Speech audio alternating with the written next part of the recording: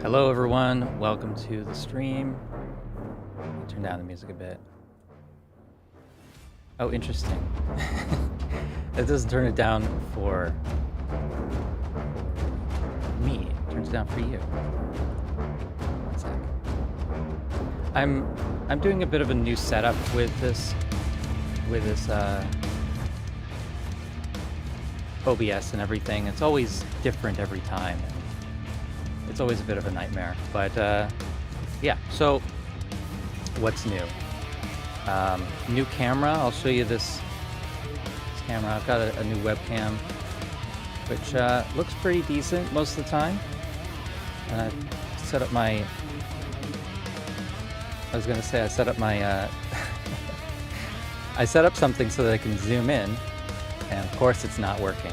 So yeah, big reveal, kind of ruined.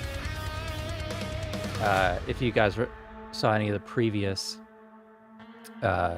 live streams using an overhead camera, there's all kinds of problems with that camera. There's like a cheap camera that just wouldn't stay connected. It was, yeah, just poor quality. This is, you know, over $200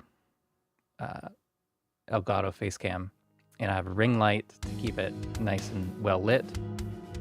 But today, probably that's only going to be like for the starting soon screen. Yeah, I'm glad you guys are, what was it? Bradley said that starting soon video effect is fire. Cool. Yeah, so that's just a mix of like my video intro with a desktop camera.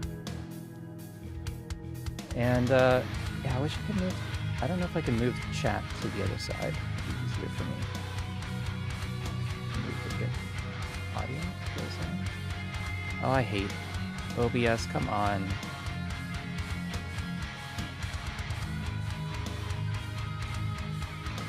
Well, I guess I don't need a mixer.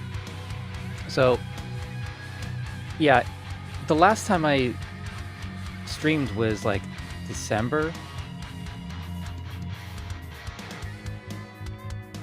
And now I can't type in the chat. What is going on? I have such trouble with this stuff every time.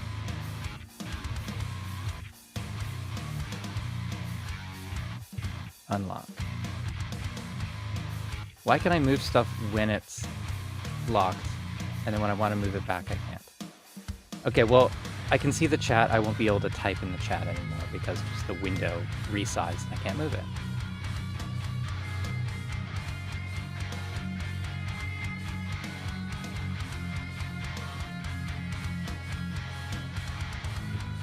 Mixer.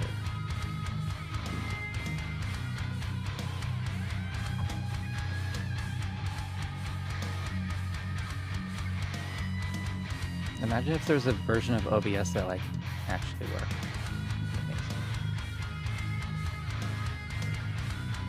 There is loud music. How loud? It should be pretty quiet.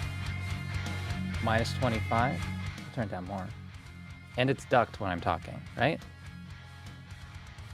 Yeah, when you go many months without streaming and you just like assume everything's set up right, it's never set up right.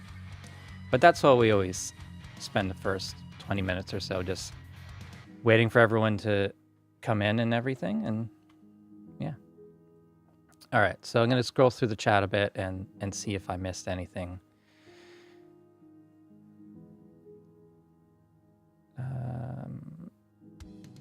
Tower Studio, good to see you.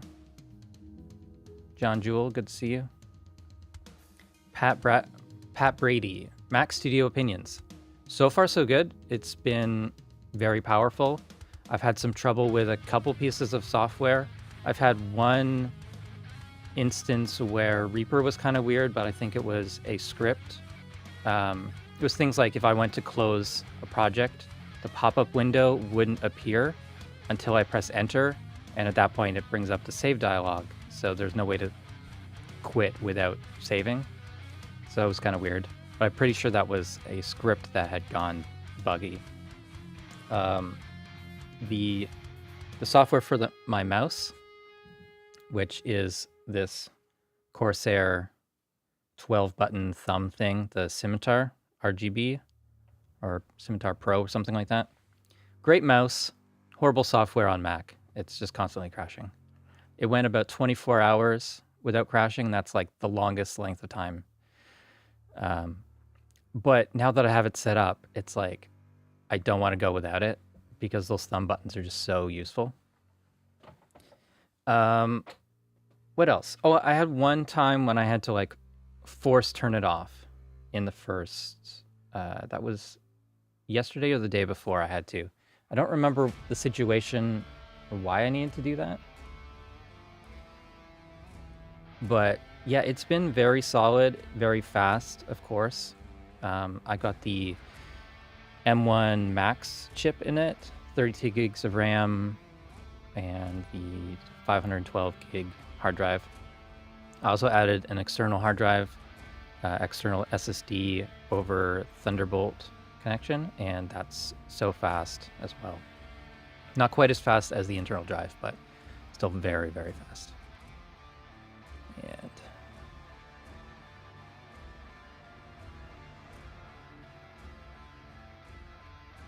did I update OBS? Yeah, I've probably updated like 4 or 5 times. I don't know. Updated recently. I have the latest version on my Mac, but I'm streaming from my PC this time. So if you look at my, as you can't actually see my full desk, this is my Mac screen here, and up here is my Windows screen. And so I've got Mac, PC,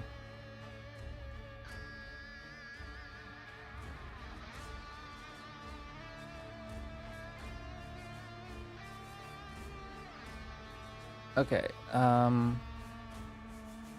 something about keyboard shortcuts, I missed it.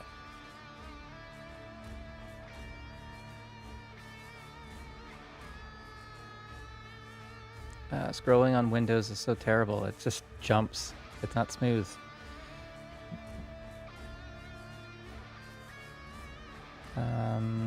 Bradley says, I watched your video with Joey Sturgis about changing keyboard shortcuts in Reaper. It was super helpful for me.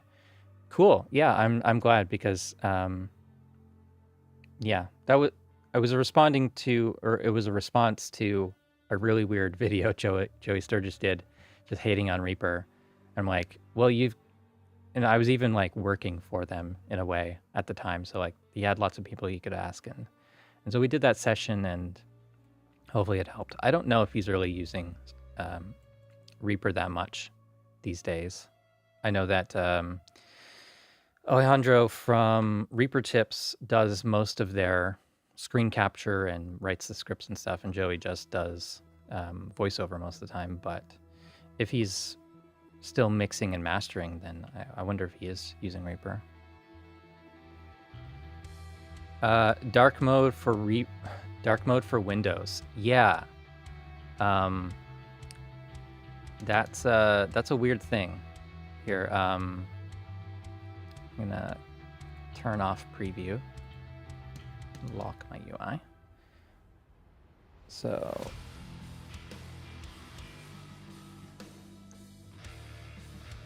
all right, so I think you can see me. So dark mode. I did a video about dark mode on Mac, and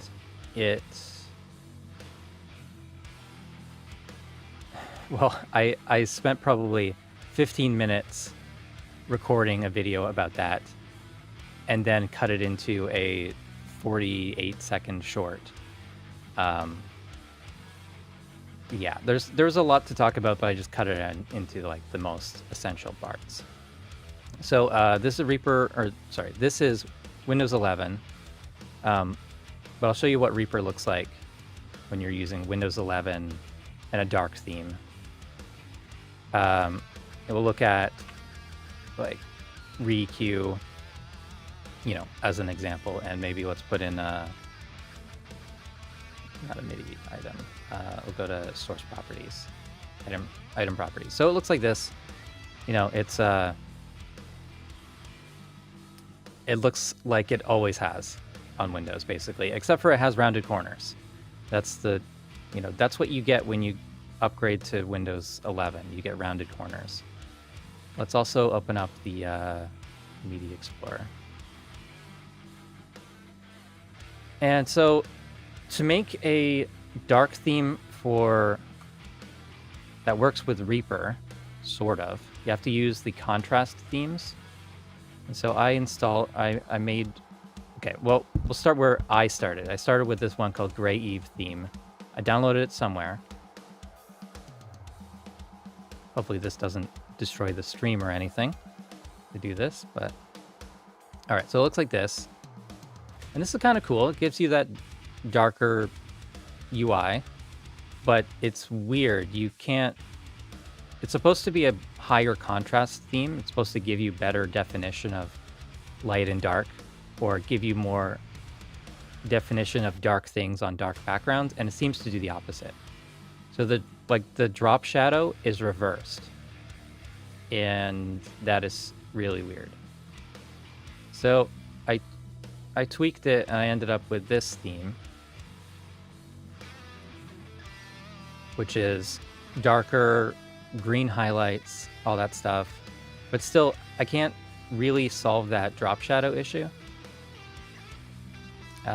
with the tabs. But in general, I like the look of this a lot more. Let's open up the preferences. Looks like this. In general, I like this, but some things just still look really out of place. The scroll bars look terrible. I don't know, like all these things that used to have like a drop shadow, it's almost like the buttons look like they're up instead of down. Something like they're raised instead of lowered. Very odd. But yeah, that's the extent of the dark mode stuff on Windows that I've explored. None of it really works very well at this point, which is frustrating because it works so well on Mac.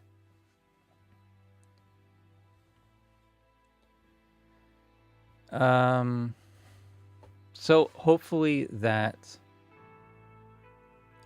explains it a bit. I might still do a video on that, but yeah, there's just not enough control over a lot of those settings. Like I don't know, the high contrast thing is supposed to make it like better for visually impaired people, and it's not at all. It's like it lowers the contrast. It makes things harder to see. If you go to the plugin installers, you can barely see anything there. Like the text in a plugin installer is like gray on white, and it's almost impossible to see. Gabriel, good luck with your interview. Yeah, Maple, I tried to get used to it. I don't use my Windows machine all that much other than for running OBS and like A/B comparing Windows to Mac for certain plugins and things. And yeah, it's been hard to get used to. I feel like the Windows 11 update on its own makes everything kind of look a little bit nicer with those rounded corners, and the UI is a little bit nicer overall, a little more modern, but it is not working that great with Reaper.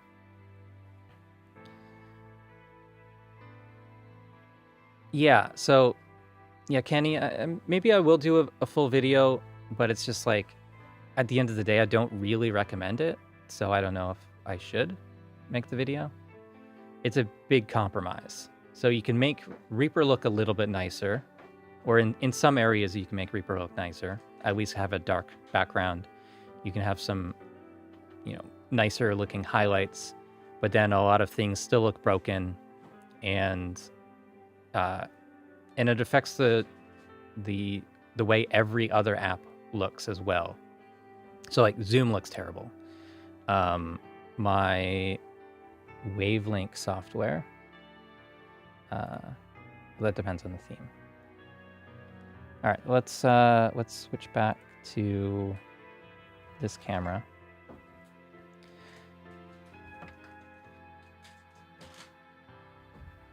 Okay, so we're on. So this is the Wavelength software, which is for my mic. You know, it's a mixer, it's a mic preamp, it's a plug-in host. This looks normal in Windows 11. If I switch to another high contrast theme,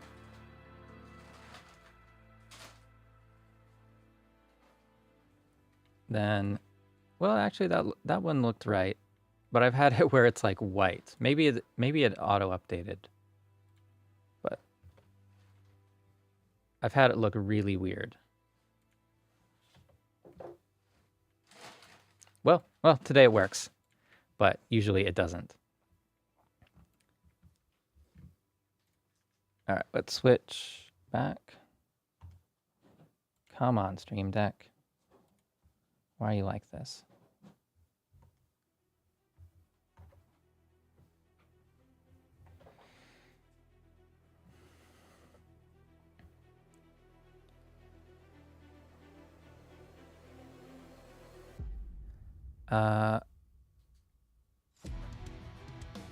Okay, so I see a registry hack thing. I'm gonna have to get to that later. I probably won't do that like right now, but that's now what does that do? That's for, is that for the title bar you mentioned, or something else?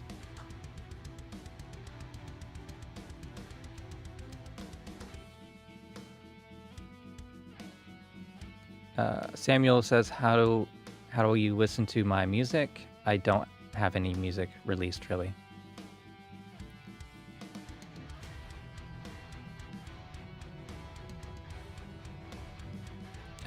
Notice when rendering some items, there's a quality option that seems new. I cannot remember the option. Seems strange. It was highest quality and also the fastest option. Can you explain? Oh, yeah. Sounds like the rate brain option. For the resample modes, this menu, hopefully we're looking at the right screen.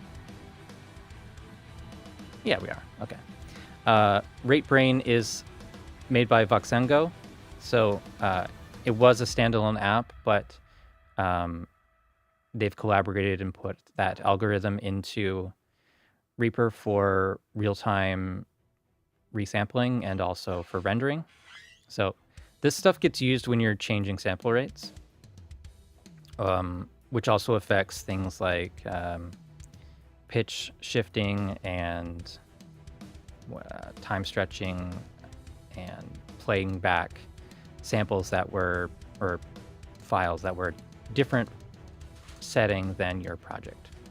So what used to be the extreme setting, I think was 768. That used to be like the highest quality. And now the Rate Brain Free is the highest quality, but it's also faster than some of the other ones. So technically they all have a different sound, but yeah, you'll just have to experiment and see which one works best for you.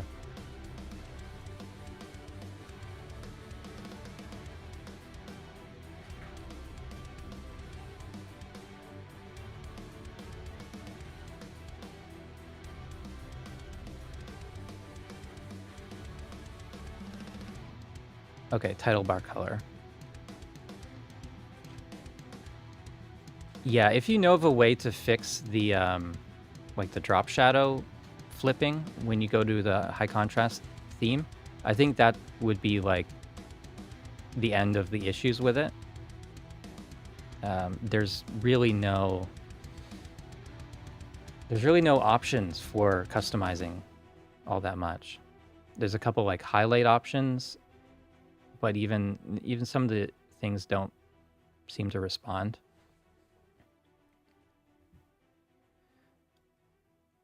Someone was asking about Reaticulate, and I can kind of talk about that a little bit.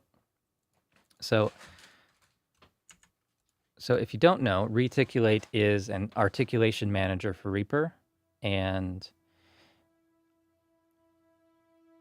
that allows you to use a custom UI to insert key triggers or key, is that what it's called? Key switches to change articulations on orchestral samples, especially. But really any sound library instrument that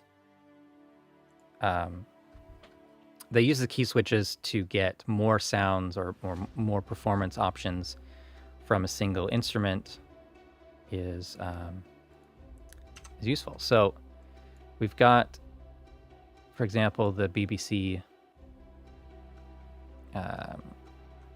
the Spitfire BBC Symphony Orchestra. This is the free version, I think.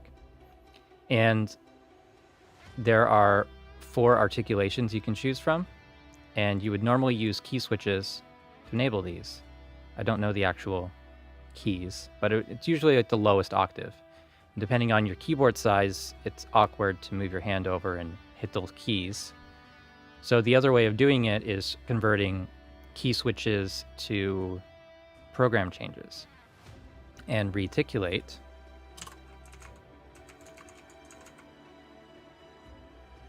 is a script for Reaper.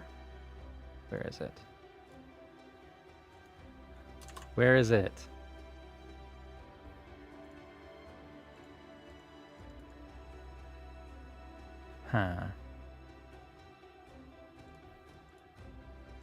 Open, there it is. So Reaticulate is a custom UI, and so you can see here the different articulations. And if I change track selection, ignore this, but if I change track selection, I get the different articulations based on which track is selected, right? So for trumpets, we've got long and staccatissimo. You know, the horns have a certain set of articulations, the woodwinds as well, and the violins. The percussion in this library don't have any articulations because technically they're just different instruments. So you can choose harps or celeste, and the timpani hits, and then untuned percussion. And in this template, we just put them on different tracks. But for violin performance, it's very common to play long notes, and then in the next section, you're playing a couple pizzicato notes, and then maybe you switch to tremolo for, or you might transition from long to tremolo notes within the same bar, and having to program that on separate tracks is one approach, but it's kind of clunky. And then, or performing it one way and then having to go back and do key switches, that's kind of annoying. But with this, you can use shortcuts to select the different articulation, or if we're in the MIDI editor, I just double click here. And if I double click on one of these key switches, so at bar 8, if I double click on long, that puts in a program change for the long articulation. I can go to bar 10, change it to pizzicato, and then bar 12, switch to tremolo. And as this plays, it changes the articulations. And yeah, so you get the different performance options without having to use different tracks, without having to go into the bank program change area and add them yourself, or scroll all the way down to the bottom octave and use the key switches. So it's much more efficient to do it this way. This is a very good way of doing this. The script has a lot of advanced features that I really haven't looked at all. I've just kind of done the bare minimum just to get it working with this library. But yeah, it's a very cool thing.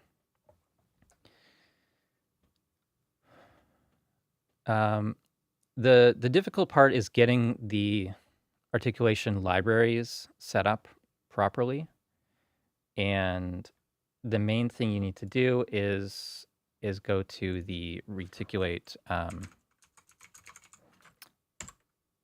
the website. If we go to custom banks, there's a tutorial on how to make the custom banks, which is just a bit of code kind of to convert the key switches or MIDI CCs or whatever you need to into the different things that you can trigger from the Reaticulate interface. And there's a bunch of them already done for you. So on the GitHub page linked here, there's all these libraries that you can get started with Reaticulate, which a fair amount, but not everything. I think, you know, like the stock orchestral contact library isn't in there, for example, but that would be nice to have for anyone that doesn't have like the full orchestral libraries. But yeah, I don't do a lot of orchestral stuff, so I haven't dug into it that much, and I don't use key switches or anything like that all that much either, but I just want to know the basics so that I can help people in general.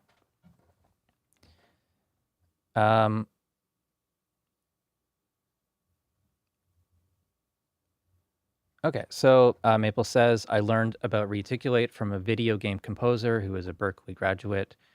They work in Reaper and watch them live stream mix songs. It's really neat to watch them work. Yeah, that's cool. I haven't really seen a lot of people use it. We did 1 or 2 videos for the blog about it, but it's had a lot of updates since then, and because it's not something that I use on a regular basis,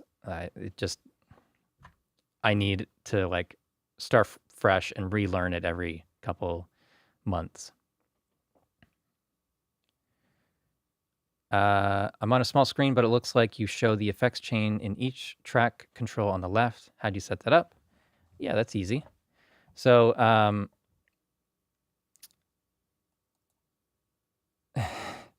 I forget. No, it's let's start from a new project. Just because when I'm zoomed in, you can't see it. Right click in the empty area, show effects inserts in TCP, and you can also show sends in there. So yeah, that's what these slots are. If I show sends, it looks the same until you have some sends. So let's put some tracks in, let's select these tracks, and then shift drag to there, and then I've got 3 sends. I can insert an effects chain, like, I don't know. These plugins probably aren't, yeah, plugins aren't available. Yep, so I've got the 3 effects and then 3 sends in the TCP. I don't usually show the sends in TCP. But that change happened in probably, I think that was during 6.0 or somewhere near that.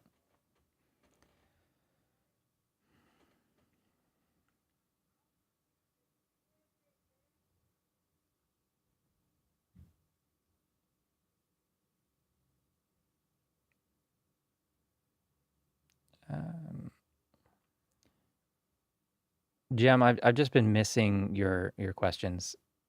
So clipsort.log files. Yeah, I don't recognize that file name. But you can very easily render stems from Reaper and open them in Ableton. Ableton will take any WAV file.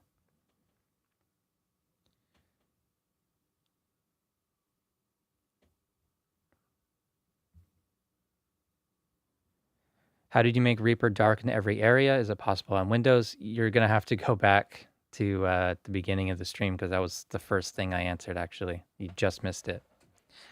Stemage, I want to work on a music video that involves a variety of mosaic layouts with different video footage. Is there a good resource for how to accomplish this? Is this covered in your video course? Yeah, mosaic layouts are difficult with the amount of footage that you put in, the quality of that footage. Like if you have, I don't know, 8 4K videos playing at once, it's definitely going to be resource intensive. There is a built-in video processor preset called Grid of Videos. And I mean, that's a starting point, but it's still going to be pretty heavy. You may not be able to play the project back in real time. And if you want to do color correction and things on each of those, that gets pretty tricky. You can kind of manage that a bit by stripping out all the audio from those and have the audio on separate tracks. You ignore the audio in the video clips. And if you're not going to play them full screen, you may as well also convert them to a smaller size.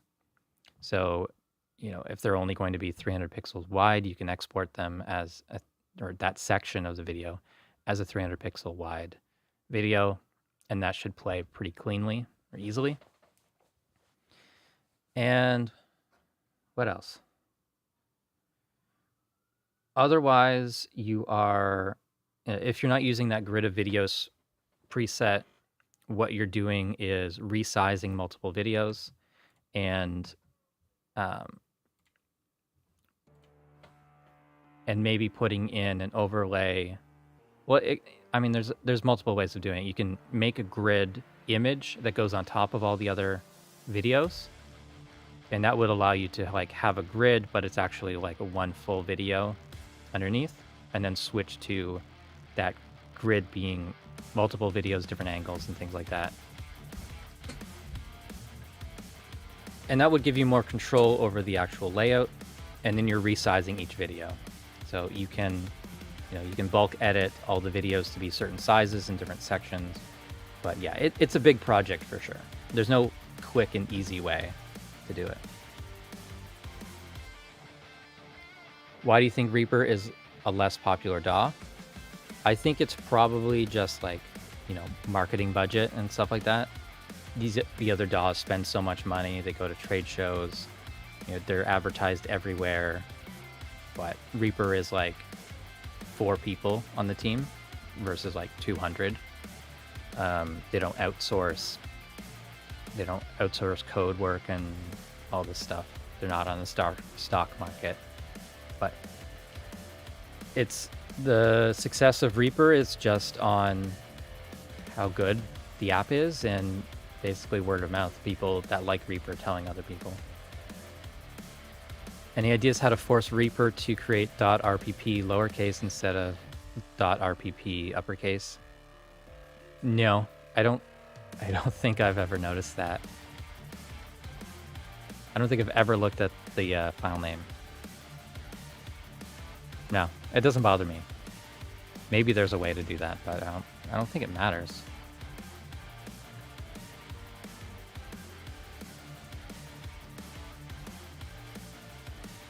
People start out and say it's confusing. I send people to your channel or Kenny's channel, and then your friends start learning. Yes.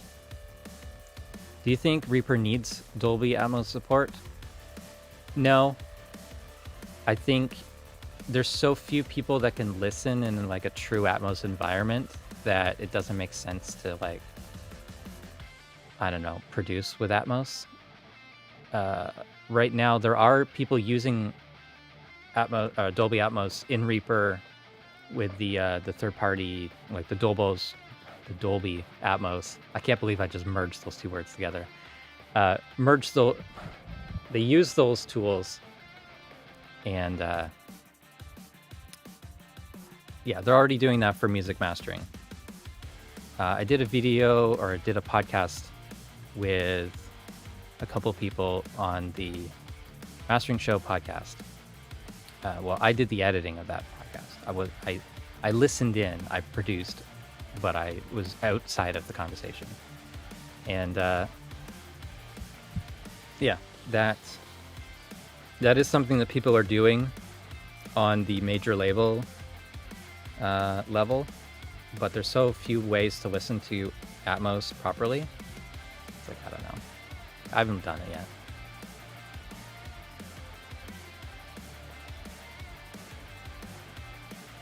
You don't like uppercase extensions? I've just never noticed it, I don't think.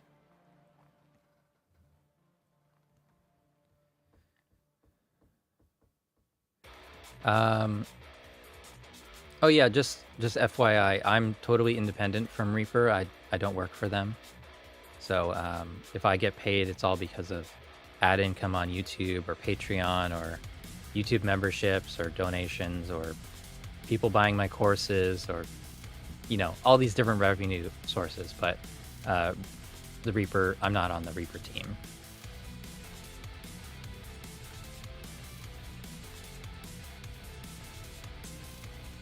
Yeah, no problem. I think it might be a common confusion, misconception. Yeah, like Kenny's part of the team. Did I create Reaper? No. I was a fan, and now I'm an educator of it. But yeah, you guys pay me. I feel like I got lower in the chair. That's better. Got a lot of tracks stuck on a USB stick, and I can't figure out how to put them back onto Reaper. I just move the files. I don't know, basic file management. I can't help you with that.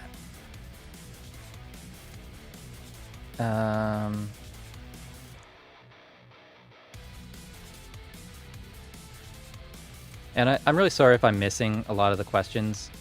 It just, when I'm scrolling through the chat, it's moving in pages. And so sometimes like I see half of it at the bottom and I just lose it.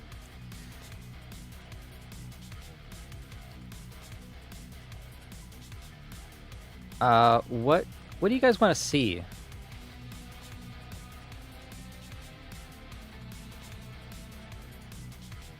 I've got a kind of a demo project that I've been working on. Actually, maybe that's something I should check out, because I messed up this project. See these weird striped items? These are items that have been superglued. There's a script called Superglue, and let's see if it works. Yeah, this one's broken. Yeah, so Superglue makes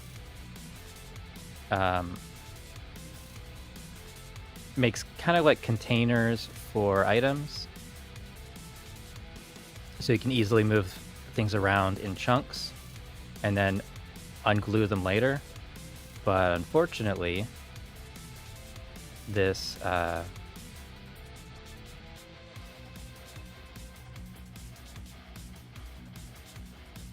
this is sometimes broken for me, so I haven't done the tutorial on it yet.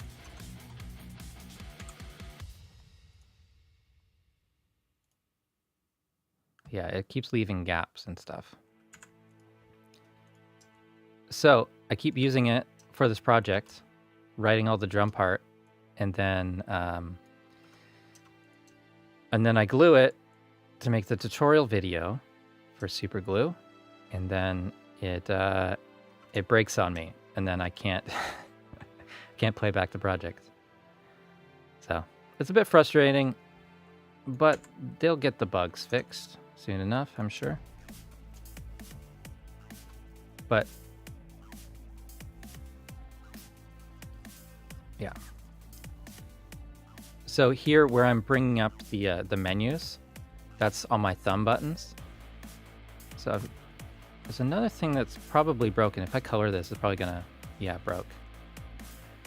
Something is up with the SWS custom colors. It keeps resetting. Every time I open Reaper, it resets. And I don't understand.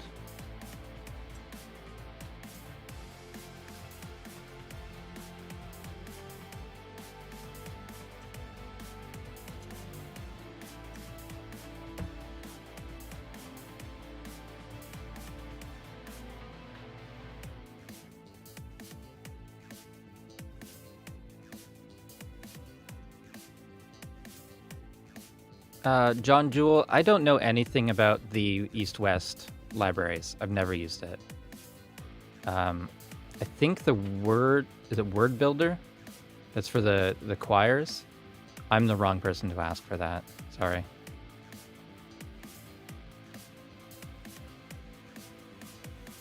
It's totally okay to ask the questions that are like personal to you, but you know, everyone's going to do that. So I can only really answer the ones that I have any similarities to.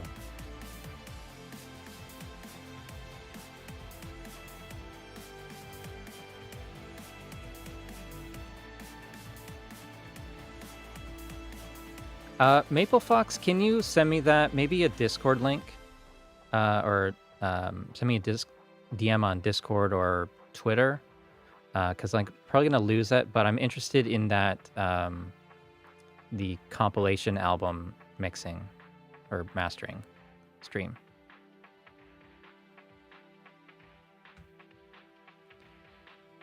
Is there a way to export or import the track grouping names? I don't think so. Actually, haven't thought about that. Track grouping parameters. No, I don't think so.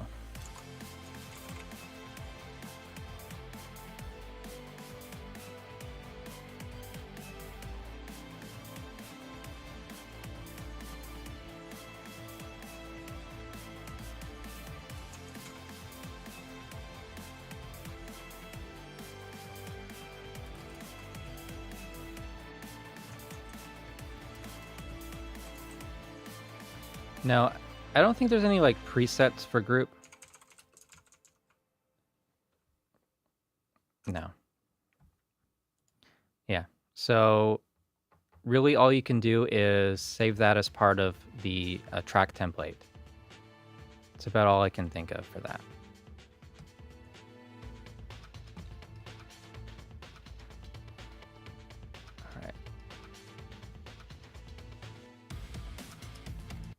All right, so let's rebuild this. All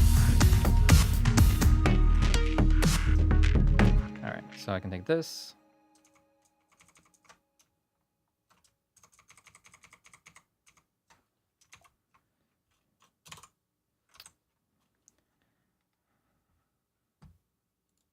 Seems quiet, doesn't it? Does that seem quiet? It's a bit quiet.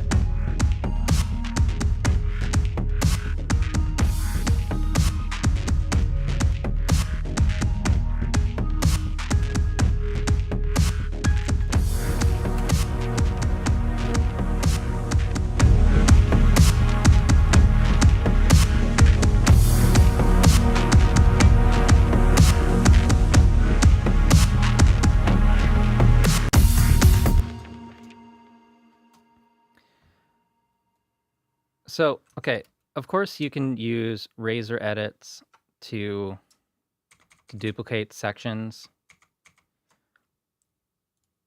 But if you want to make a change to one of them, you have to basically redo it.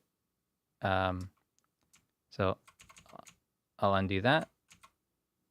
And I'll switch this to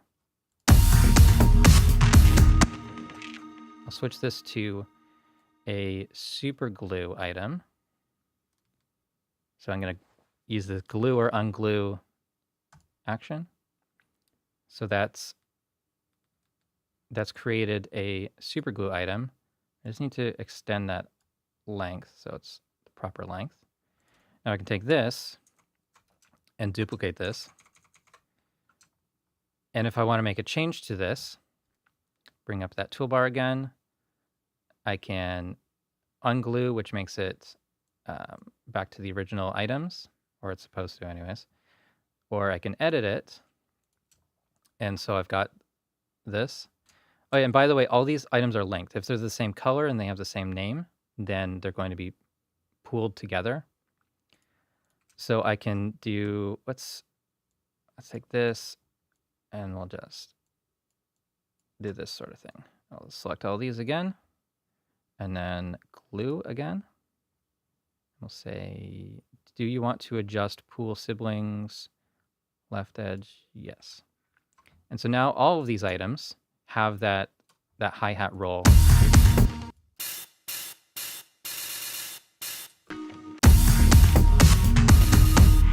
And you know what? I don't like that. Let's undo that. Let's get rid of these. And let's put that back to normal. And then select all the items and glue. And yes. And now all of these yellow items are the same. So yeah, I find them pretty useful. But currently, in some situations, a little bit buggy. I wish it would fill the time selection. It doesn't seem to anymore.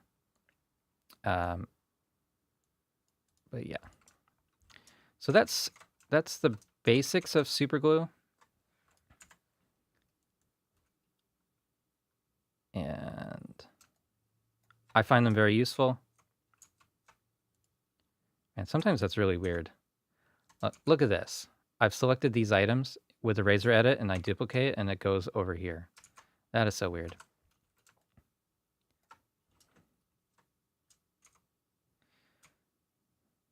I'm just going to do that and then I'll take these and duplicate.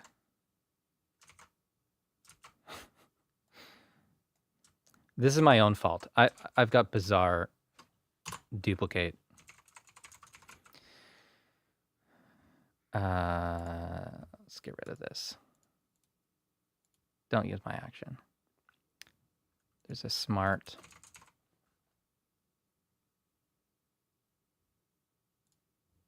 duplicate items.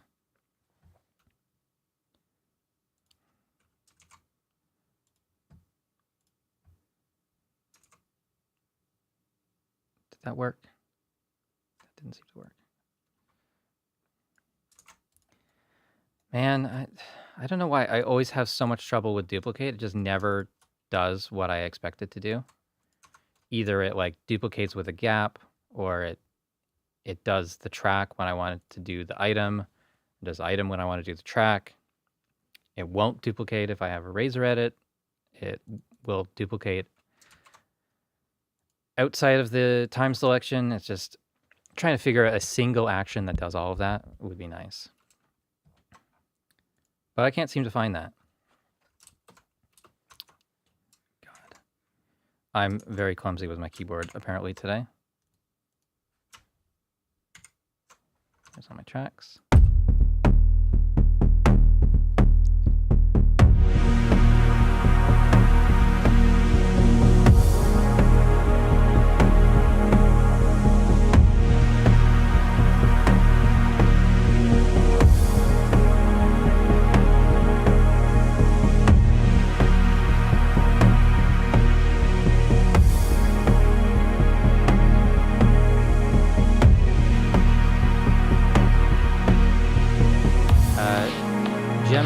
I'd be willing to have a look at that with a Zoom call, but just telling you right now, I don't know much about it. There's a contact form for lessons on my site. Free for following that now.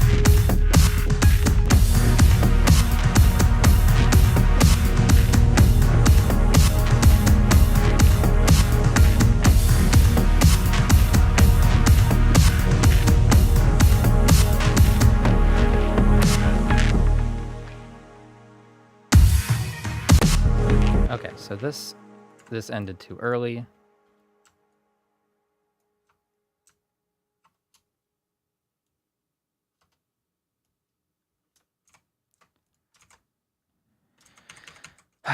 It won't duplicate. Can't hear you over the loud music.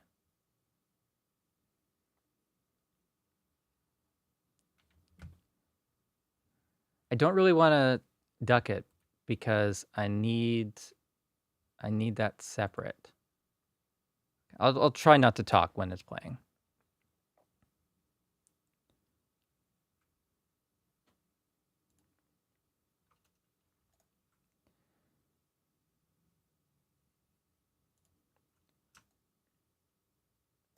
Does anyone else have issues with duplicating items? There's got to be a way that like works in all situations. It never seems to for me.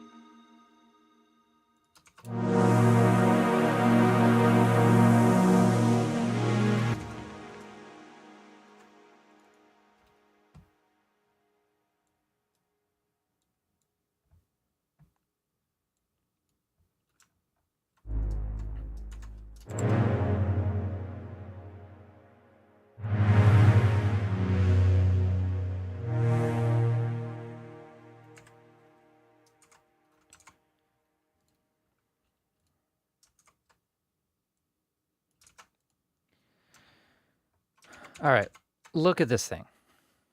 I don't think I'm doing anything weird here, but I press Command D to duplicate, and it puts in a gap, and both items are selected and they move together instead of just this one on the right being selected after I duplicate it. It also makes a pooled copy, which I don't usually want. Anyway.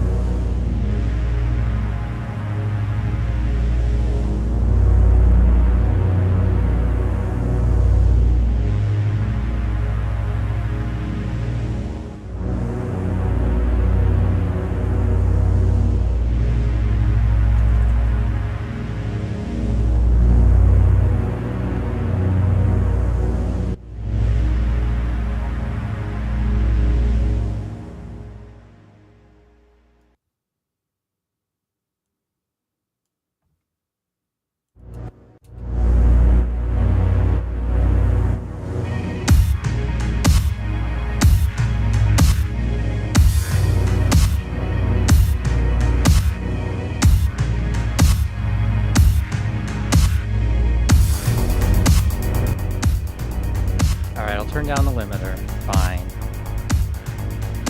It's just a little quiet in my speakers.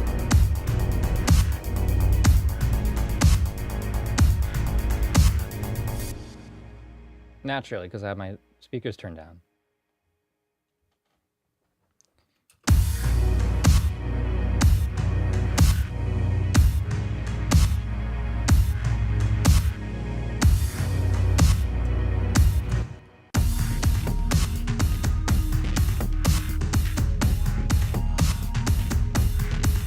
So over the past week, I've been working on this track, and when I first installed this synth, Thorn from Dmitry Sezh's,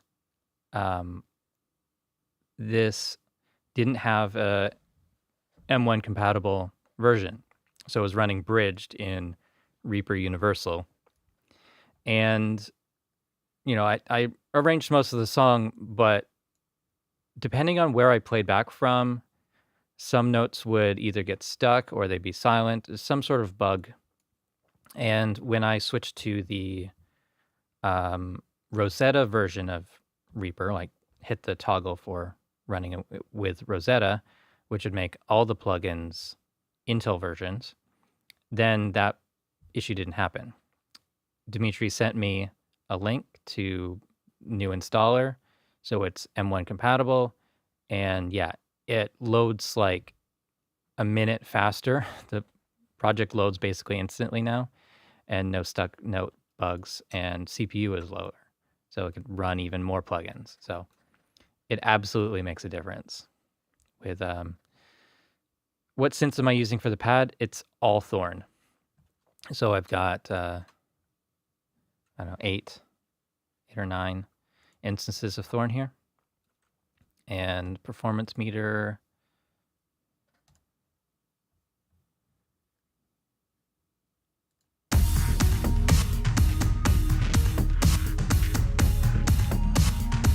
Hardly anything.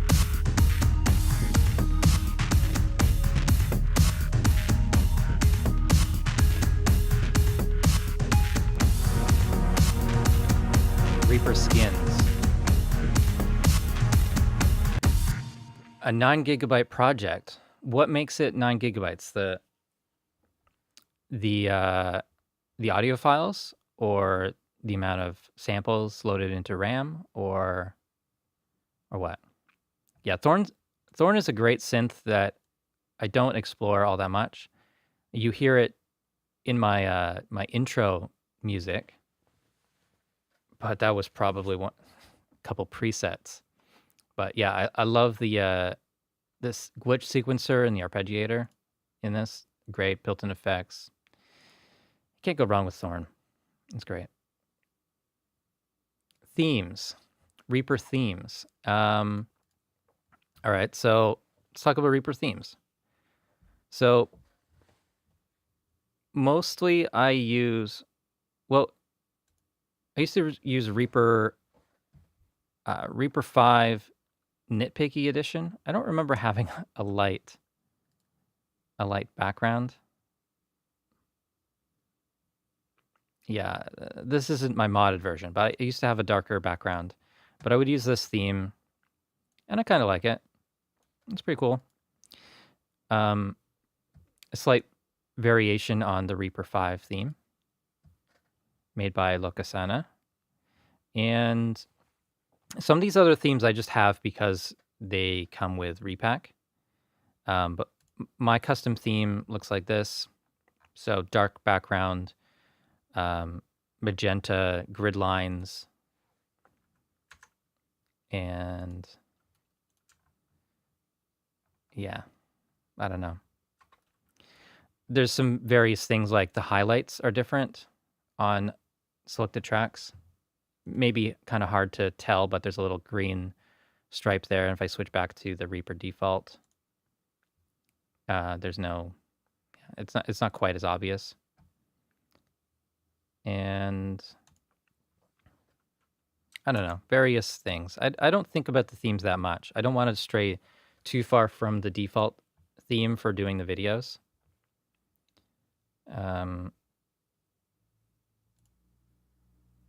Nova's quite cool, but I find it to be kind of blurry on this screen. I don't know. Looks a bit odd. I think it works better with brighter colors. I've been experimenting with a more like retro wave kind of style. I forget exactly what's different, but it looks like it just doesn't load properly here. It looks different on my other computer. It's good to see you here, the Scotsman. You're always like first to comment on recent videos. It is funny that I was able to win you over from and actually ask real questions instead of troll comments. It's funny.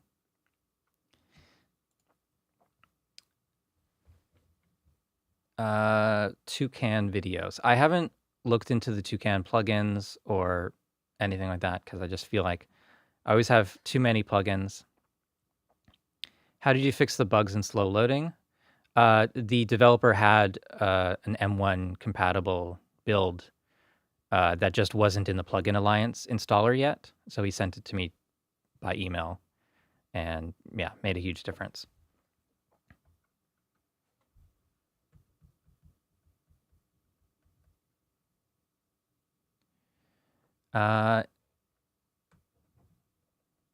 Yeah, export your configuration and save it before customizing too much. Yeah, that's a good idea. I do nightly backups of my my Reaper install. I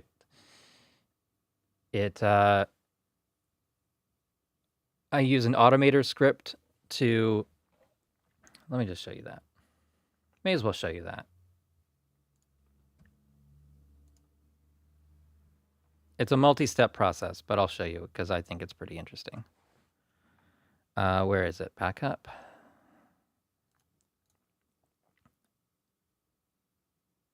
All right, so we're going to open Automator and then find the application, which is Reaper Backup. And so it gets my Reaper folder. It creates an archive with a particular name. And while it's doing that, it's in a temp folder. And then after that, it moves the Finder item to my Dropbox folder. And so I don't run this manually. I actually use Calendar. And so I've got these scheduled tasks here. I'll just show you what this looks like. So you go to, give it a name. You choose what time and day. And then for the alert, you choose custom. And instead of message with sound, you open file. And this file, instead of other, it's that backup file. And yeah, you just set it to be at the time of event. And yeah, that's it. And you make it repeat, every day. So I've got one for cleaning my temporary folder of files that are older than, I think, 10 days. I've got that set right now.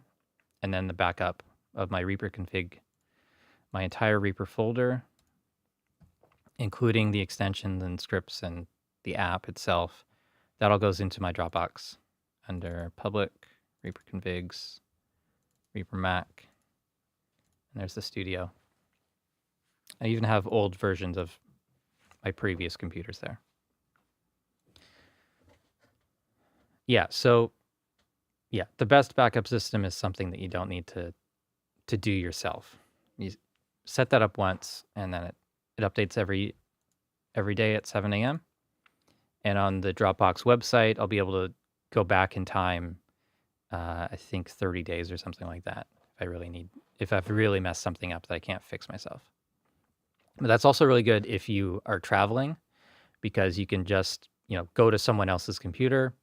There's some config file that's not working right on their system, you can download yours from backup, from Dropbox website, and then, mix and match files and figure out how to fix things. Have I tried Taldrum? Still in beta, but it's cool.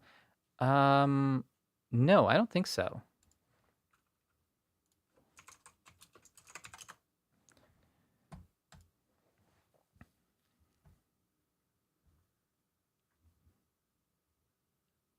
No, I haven't. I think I looked at this once. When did this come out? March 7th. So no, I haven't tried this. Looks interesting. I've actually got too much drum stuff right now that I don't really want to get another one, because I got Speed Drum. Speed Drum was the last one I got. But I've had Geist, I've got Addictive Drums, Steven Slate Drums, Easy Drummer, a bunch of Contact libraries. I just feel like I have too much. On the other hand, I know that Geist isn't going to be M1 compatible. They're just going to, I don't know, get rid of it or something, discontinue it finally. So I might end up needing some sort of new sampler. Who knows? I should actually get Speed Drum.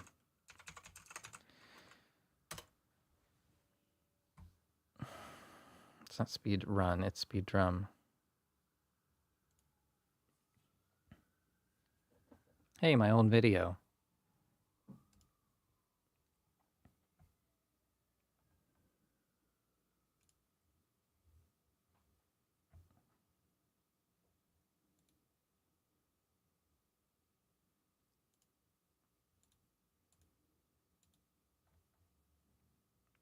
Is it Mac M1 compatible?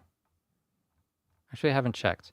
On my last system, the M1 Mini, I was always running the Intel build of Reaper, which gives you, you can basically run any plugin in it, but there is a performance penalty, kind of.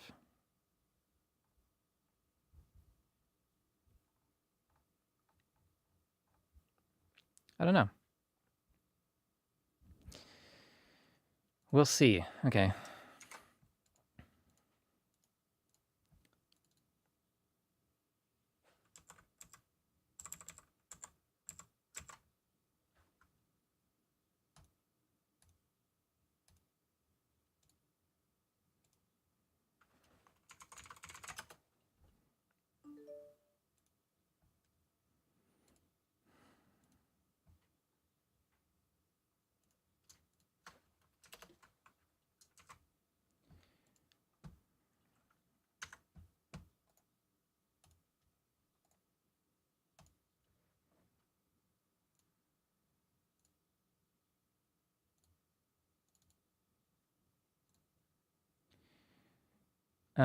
Yeah, so it's M1 compatible. That's good.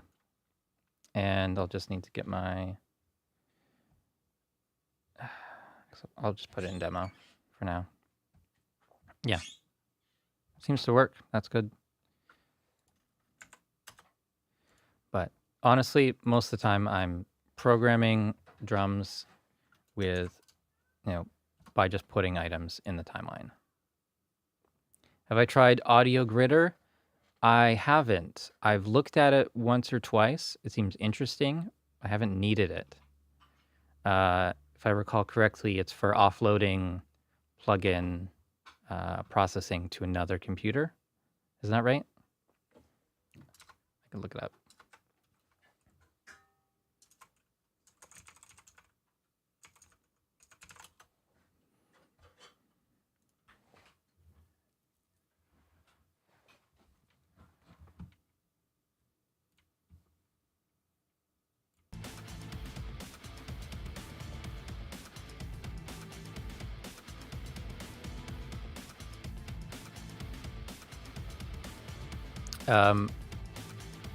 Who asked about that?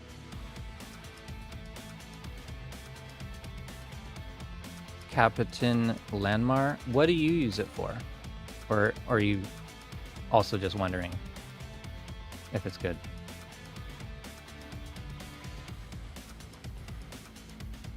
AudioGridder is a plugin host that allows for offloading the DSP processing of audio plugins to remote computers running macOS or Windows. The DSP code of the loaded plugins will be executed on the server machine, and the plugin UIs will be streamed over the wire. I don't understand what that means.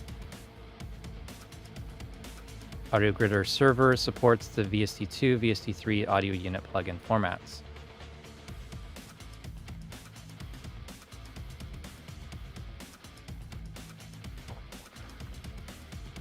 Plugins can be hosted and accessed across the network.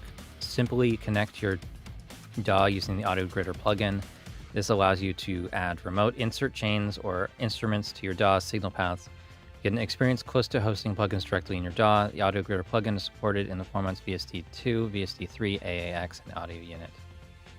This sounds awfully like remote, to be honest. But I don't know. Maybe it's better. Good chance it could be better.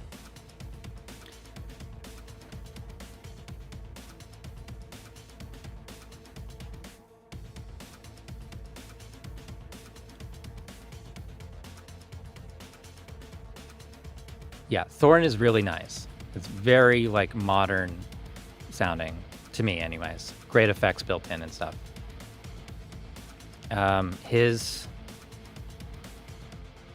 What is it? His Tantra plugin is very good too. I don't use it a lot, but it's worth getting, I think. Another one of those kind of sequenced effect plugins that has tons of modulation options.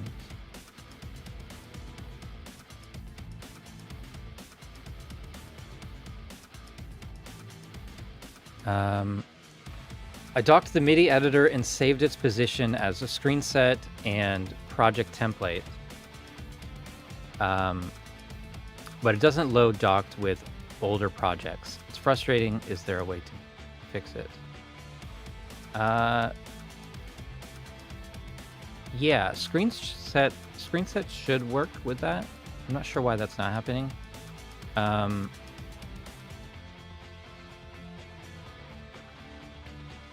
Yeah.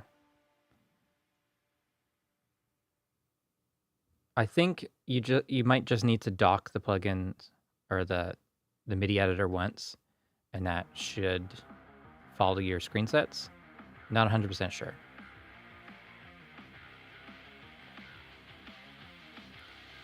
It's like Remote, but much better. Okay. Well, I mean, I just bought like the most powerful computer I could, so I don't need to like offline process. Can it run, like, do you need access to that other computer, or like Remote, you just run the server and you don't need to touch that computer anymore. But like if you need a DAW loaded in that other computer and the AudioGridder plugin loaded on that computer, yeah, I don't know.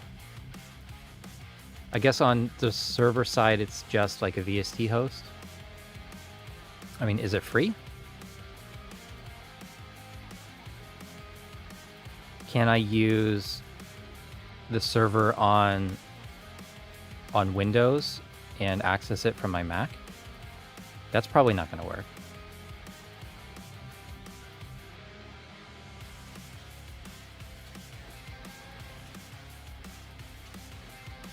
Like, does that allow you to do Windows only plugins on Mac?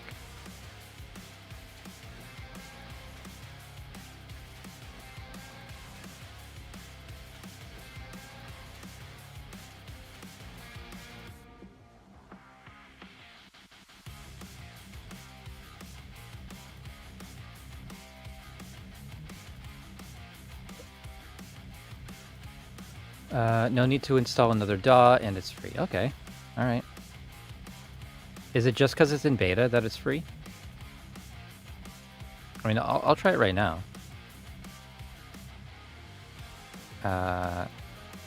11 plus universal. This one.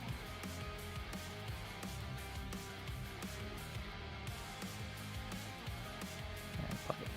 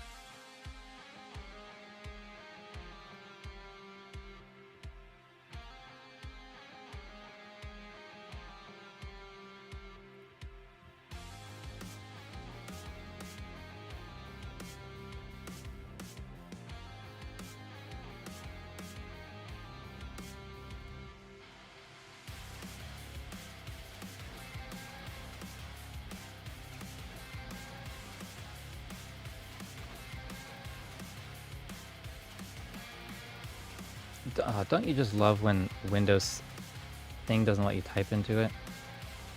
For like, because it's got to load all the ads.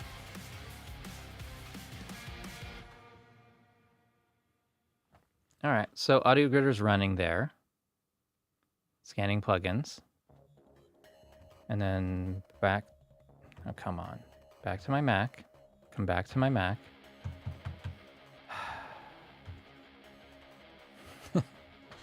All right, and then I'll install plugin version here, I guess. And I can't. Try again.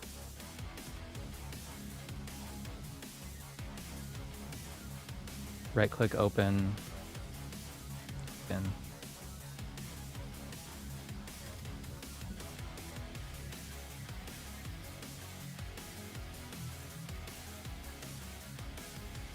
What's the plugin tray? Do you know what that is?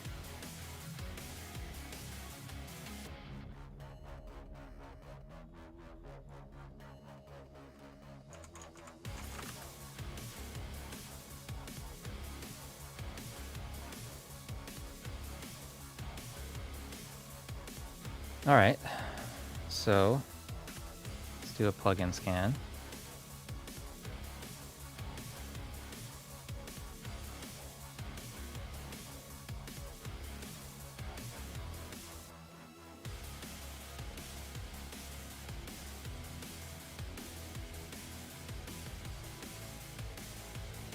All right, so how do I get this to work? Oh. Yeah, my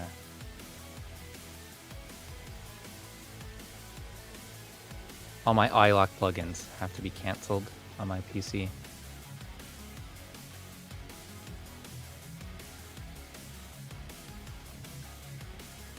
Wait.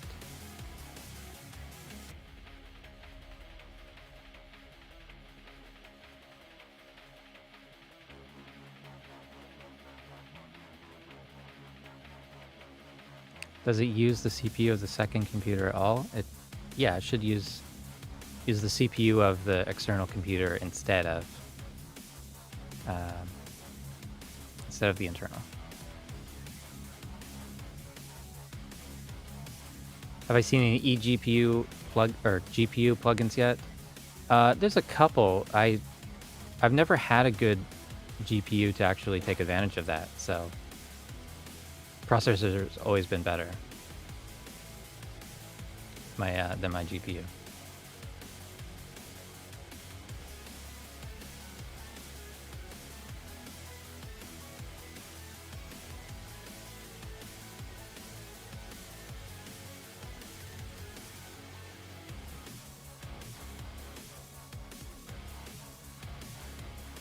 It's still scanning plugins.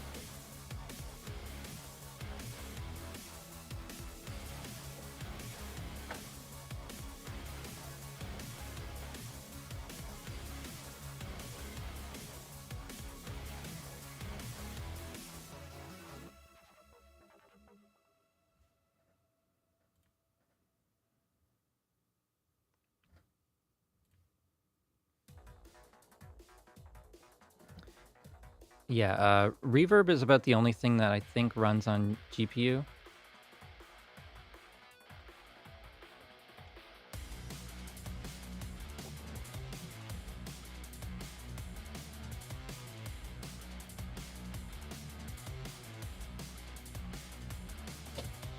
I guess reverbs and delays.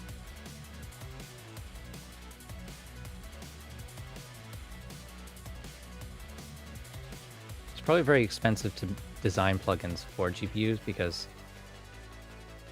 it requires a certain hardware for it, and then you're limiting your audience a lot. I tried the new version of TouchOSC yet. Hey, Schmargle. Thanks for stopping by. You've been binging all my content? How rude. Save some for everyone else.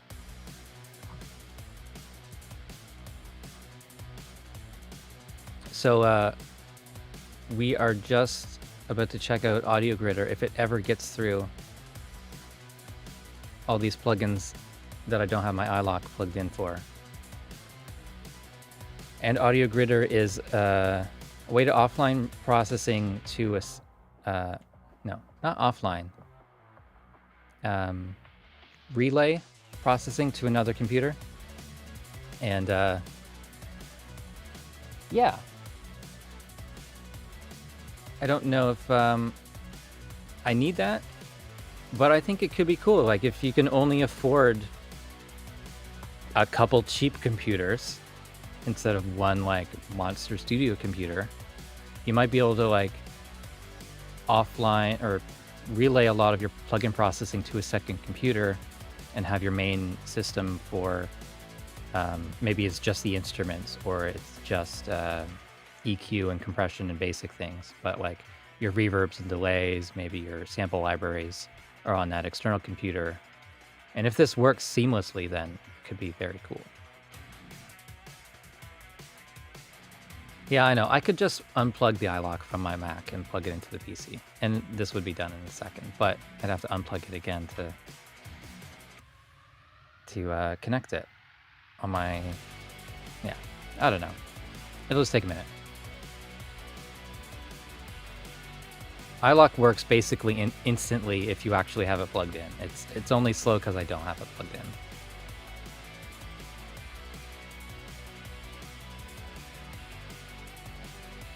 So, maybe you... Who was it? It was Capitan. Maybe you could explain, like, do you need the same plugins on both systems? Like with Remote, you need to have that. You can't have, like for example, I had a UAD card. So there's certain plugins that only run on that card and only ran in a PCIe slot. So only runs on my PC. When I got a Mac, I tried to have the same plugins on both systems, but obviously the UAD card wouldn't work. And Remote wouldn't work because I couldn't install the Mac version of that plugin. So you don't... I've been talking so long I forgot. Was it no, you don't need the same plugins, or no, you do need the same plugins?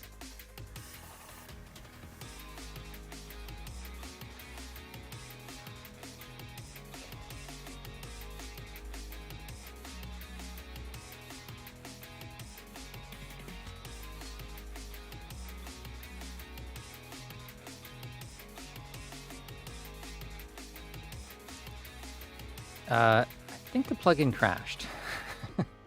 Unless it went to the... No, it didn't. Oh, okay. I see. So it found my desktop right away, actually. Once that plugin scan went through it, it found it. So let's load up a VST3. Well, let's see. I've got Tantra there, but I don't have Tantra here. Okay, this is really, really cool. This is really cool. It does open up the plugin UI on the other computer. So, come on.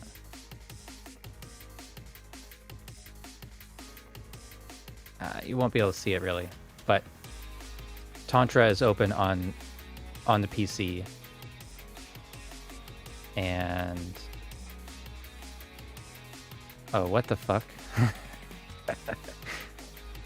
And now I'm seeing my OBS window.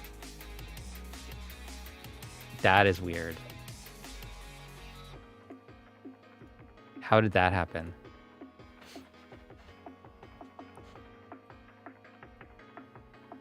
Okay, that's a little weird. That's a little weird. There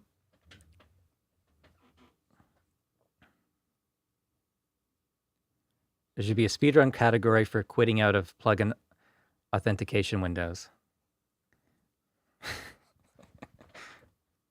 Yeah. I think when I used Pro Tools and at the school I went to, we would just like put our water bottle on the escape key while it's loading, and we'd go to the washroom and come back just to like get through it. So yeah, this is a little weird with the... What window are you seeing? You're seeing my OBS computer, and I'm moving a plugin window on my PC, but you're seeing my Mac plugin window. That's kind of bizarre. I guess that works. Is it only because I had the plugin or the thing open? Maybe I need to go to settings. Let's go to this button.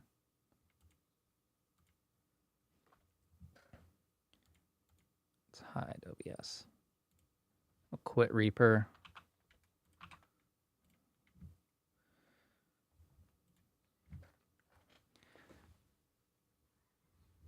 So, of course, I can't tell if you can see this or not, but it found VSTs automatically, found VST2s automatically. Maybe not all of them, but probably. You can uncheck the standard VST screen capturing. Okay, so it's using FFmpeg. Interesting. That was totally unexpected. I didn't expect it to be a screen capture of the other computer. Yeah, that's bizarre, but it kind of makes sense. So I can, oh yeah, I'm like controlling my mouse from my Mac. I'm controlling the PC mouse from my Mac. There's an offset though. Is that because it's not in the top right corner, top left corner? Okay, so yeah. Super strange. But at the same time, very cool.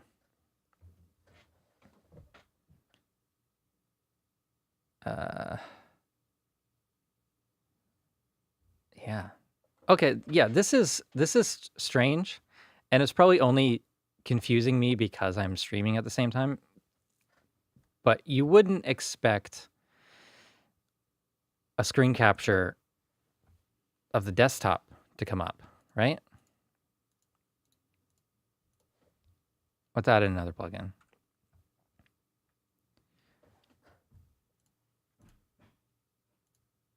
I want to find something that I know I don't have on this computer locally.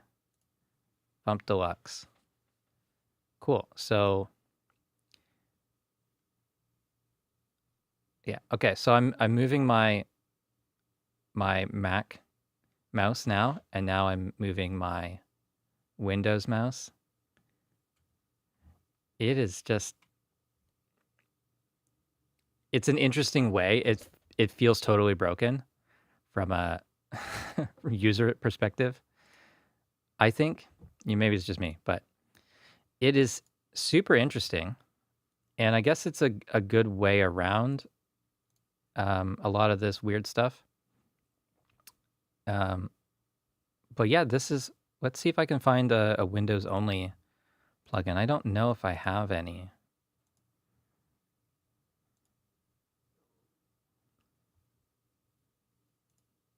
I know I don't have Sausage Fattener installed on this Mac. Well, this could be a good way to get more plugins onto an M1 Mac.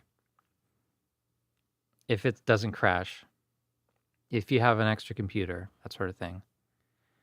Yeah, so this is using the CPU of my PC on my Mac, using plugins that aren't installed on the Mac. So this is interesting. So how does this project sound now that I've got Tantra and Sausage Fattener on it?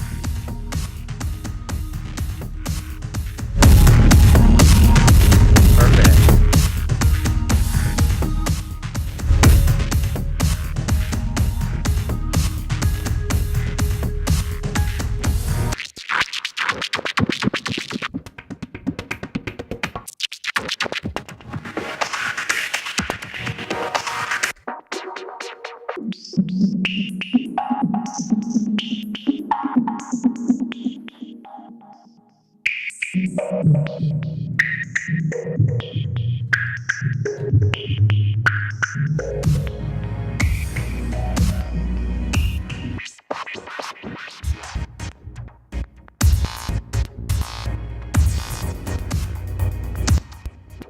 Yeah, well, it seems to work really cool. It's weird that it has to show the plugin window on the PC, but I guess most times that's not a problem. Yeah, Tantra is a super cool plugin, Schmorgel. The new UI of it, or Tantra 2, doesn't look this good to me, but it's very cool. It's got a step sequencer sort of thing. You can randomize anything. There's tremolo. There is,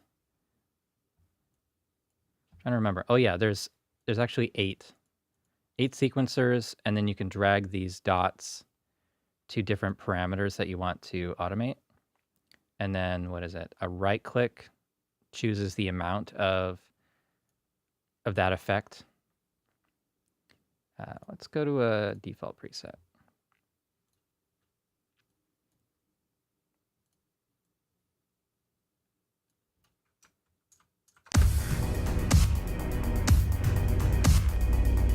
So I'll take this, put it onto the drive control, randomize this.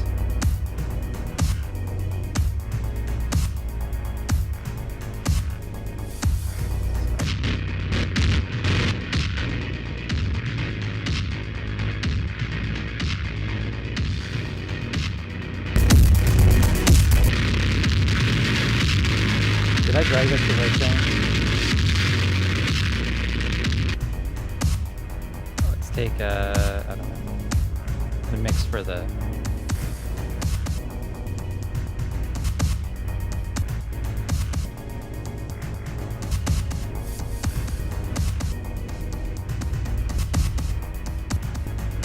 Let's do a curve and randomize it.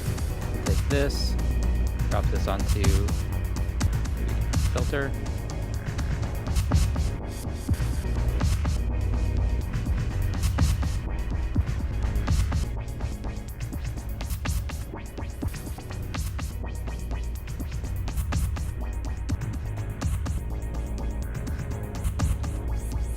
And then there's like a global tremolo setting.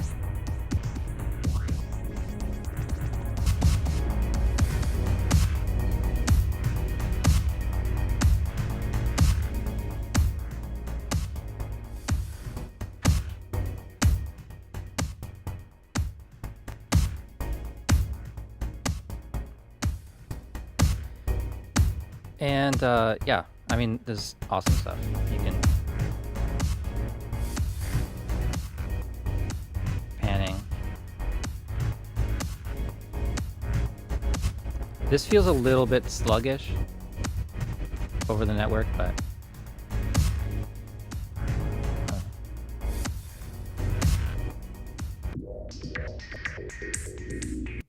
great presets.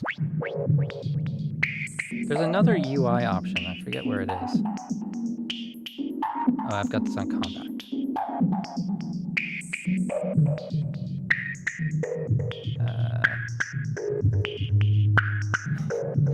Okay, so there's something that doesn't always work.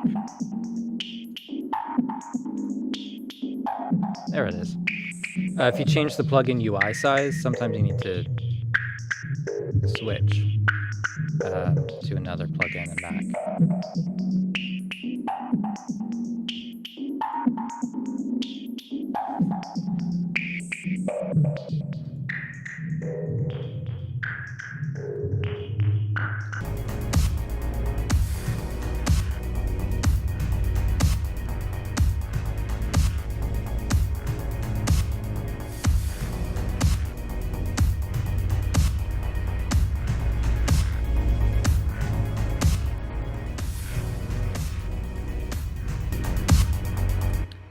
Okay, so yeah, this is really cool, and I'm glad that you guys got me to try that. I will probably make a video on that now. Found a small bug after upgrading to Windows 11. The RAM usage in the project window is always showing 0 megabytes. I saw the same thing. I've reported it or bumped the bug report that I found. And yeah, so they'll fix it at some point. It's not too critical. Did I see Mike on Warren's show? Yes. Well, I saw that he made a video for that channel. I don't know if they've seen if he's done an interview with him yet.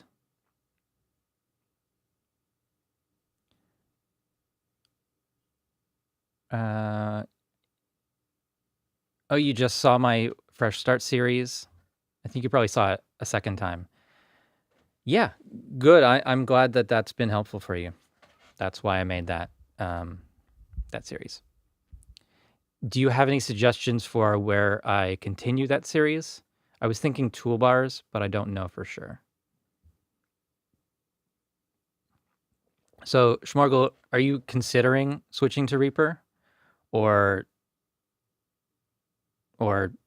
just watching my content in general because there's interesting music production things in there?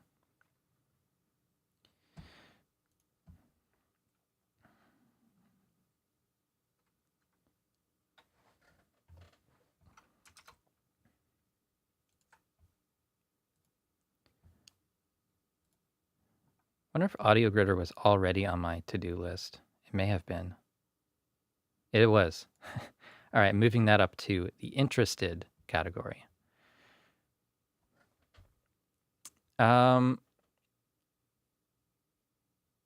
Switching is a strong word. Like if you're interested in, or if you like Ableton, if it does everything you want to do, then stick with it.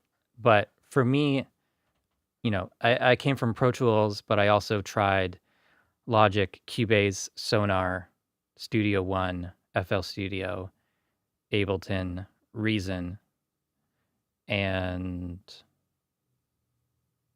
yeah, so pretty much all of them. And none of them were as open in terms of the keyboard shortcuts you could set up, the mouse modifiers you could set up, being able to like edit a multi-channel drum library, or not library, drum recording to get it in time, and using techniques that weren't available in other DAWs. Plus, I could do it on just like a basic MacBook Pro, no external hardware, and it just like works great.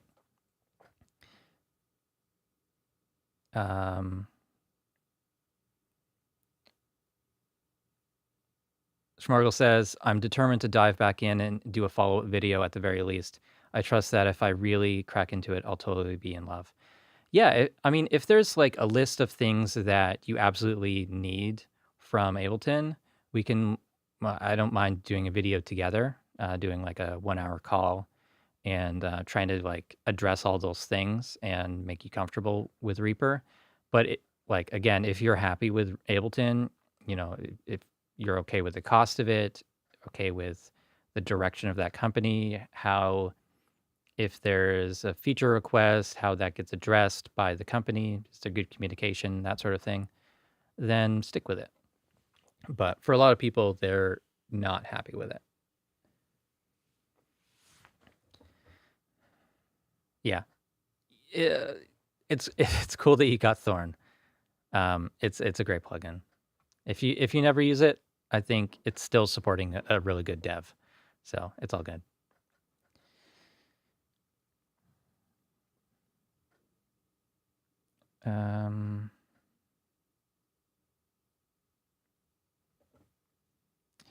For Ableton, there's a Reaper-only plugin. Oh, coming from Ableton, there's a Reaper-only plugin, only 20 euros. The Playtime plugin from Helgoboss, yeah. Really cool thing. Yeah, being able... Schmorgel, did you know that my videos are edited in Reaper as well?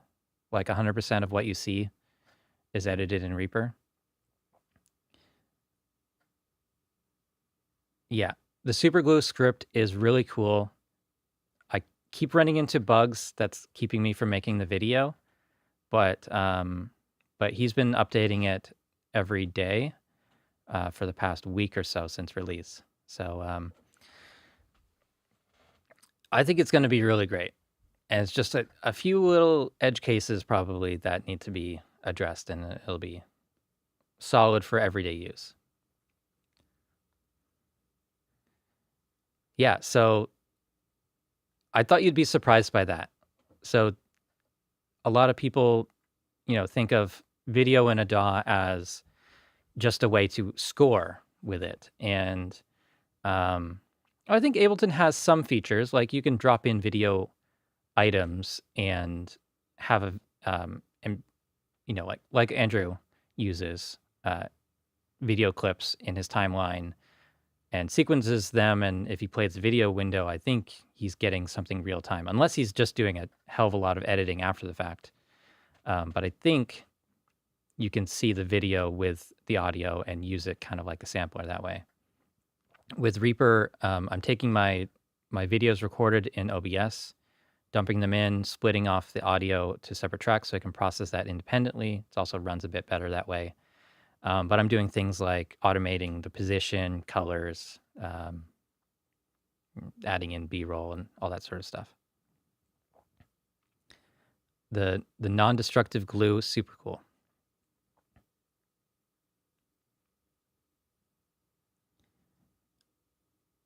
Yeah, if he's got the black frame in between edits, it's probably that.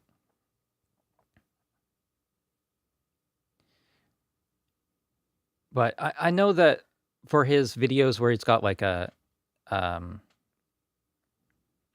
montage or mosaic of multiple videos at once, I think he's doing that in post. But I'm pretty sure there's a video where he showed some of his workflow for making the videos. Talking video ran into some issues when trying to green screen element overlays, cropping the background too. It is a little bit tricky. Sometimes you need to crop on the item level instead of the track level, or sometimes the order of the plugin matters. But I haven't done a lot of green screen stuff.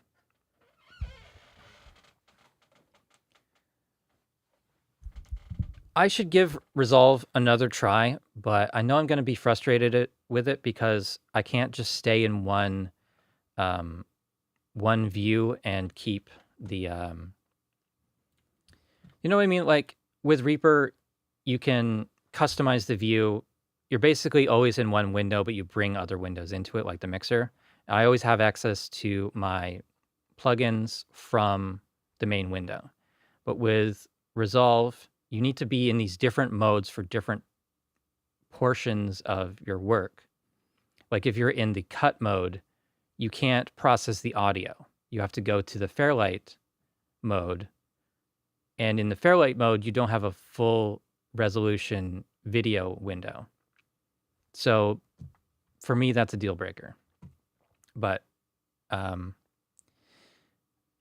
like I said, I need to go back to that and see if that's still the case. If you still need some sort of external proprietary hardware to even play back a full screen preview.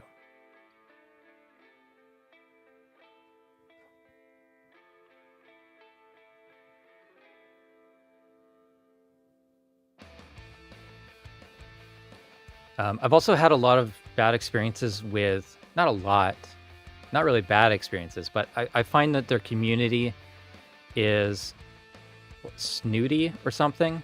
I don't know. They're not friendly like the Reaper community is.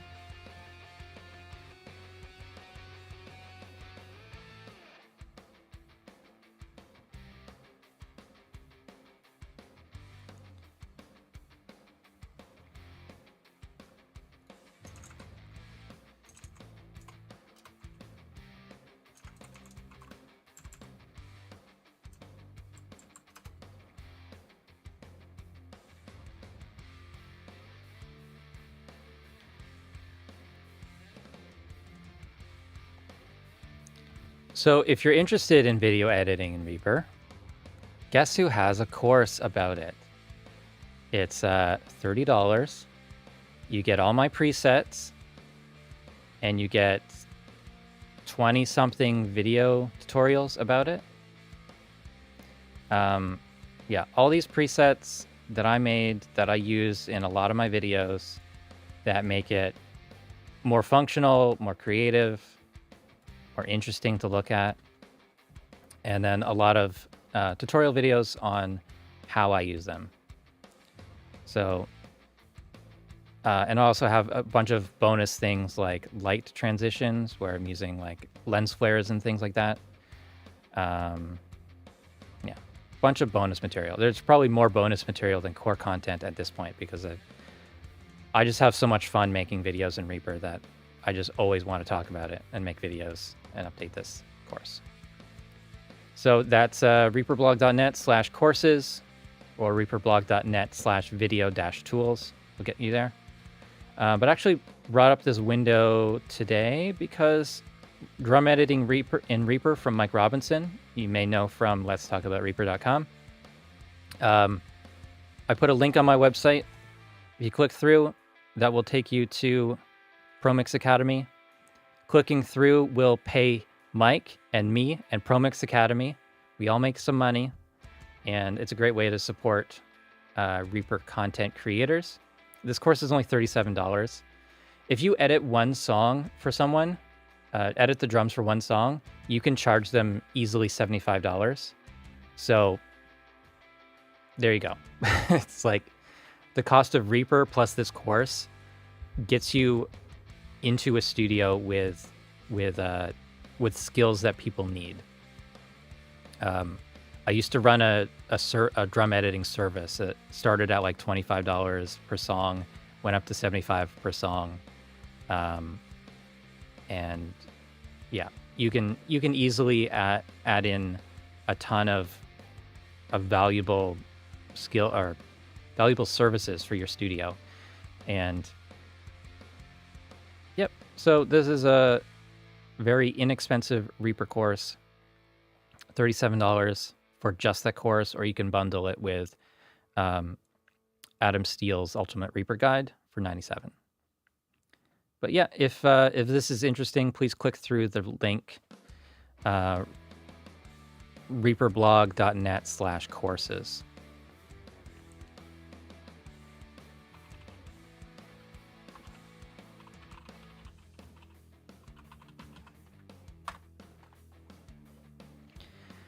That's one of the best ways to support what I do, what he does, all that stuff.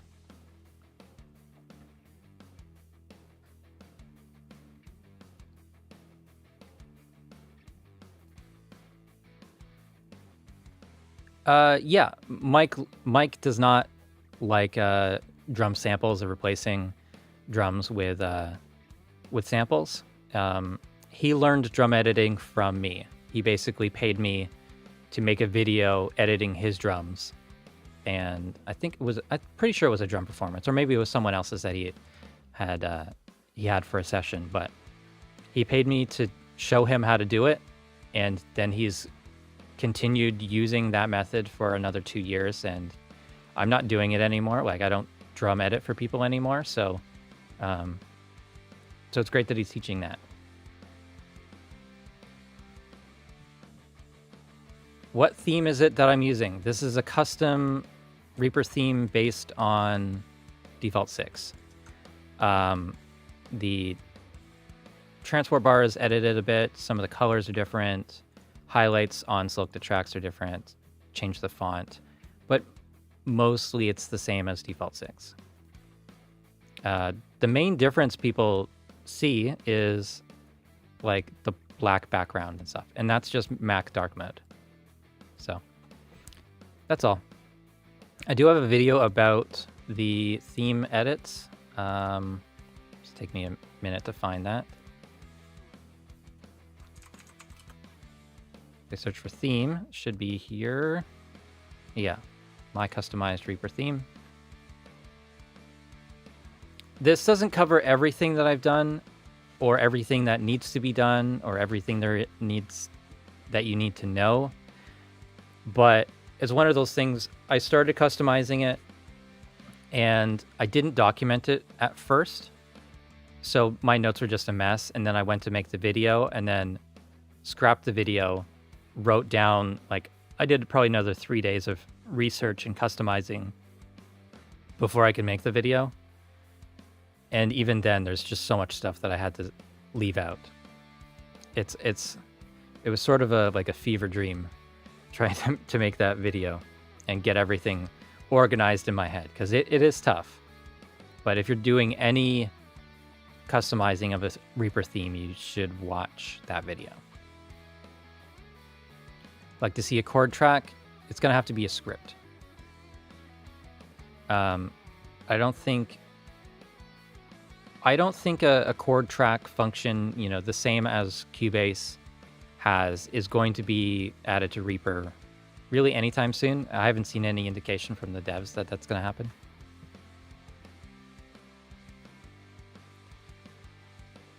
Why is the import-export button not showing up under actions? Okay, so you may have seen like an older tutorial or something. So import and export, this set of buttons here has been rearranged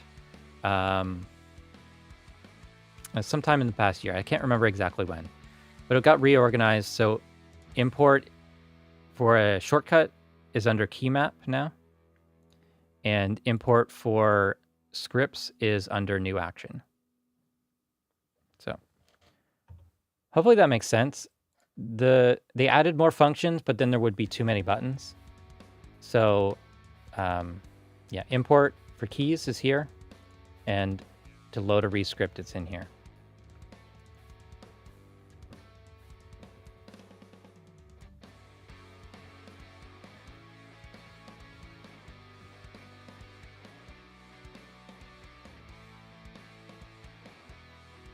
Thank you very much, Smargle. I don't know why I didn't get an alert. Alert's supposed to play what's going on. Oh, well. Oh, I had it muted.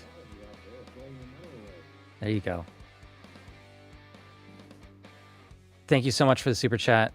It's nice to meet you online. Hopefully we'll talk IRL via Zoom or something sometime. Yeah, I wanted to collaborate with you. I found that to be the best way. Just make the video. So, yeah.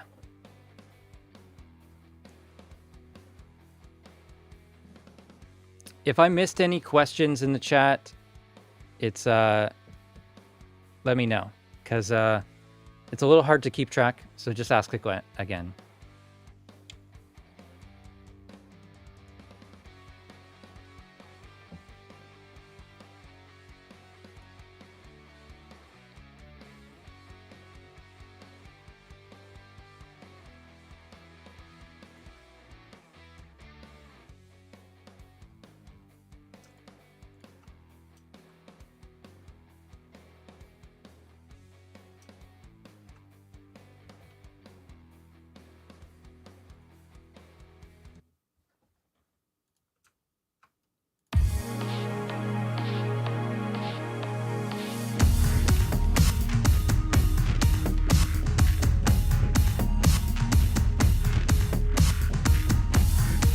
The original version of these drums sounded much better.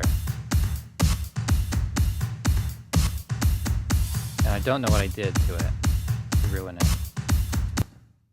Wait, why is there volume automation like that? That's weird. Let's reset that.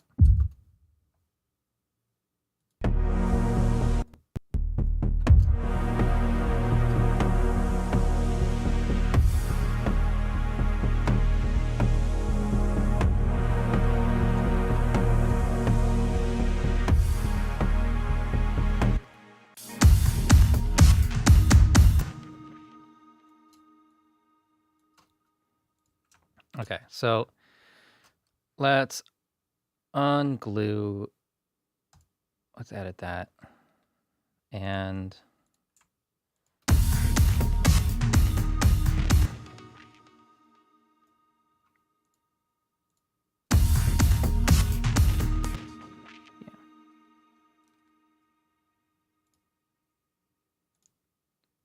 that totally ruined everything. What's going on?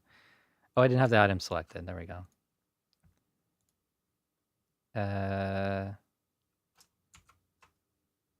Time selection. Yes. Okay.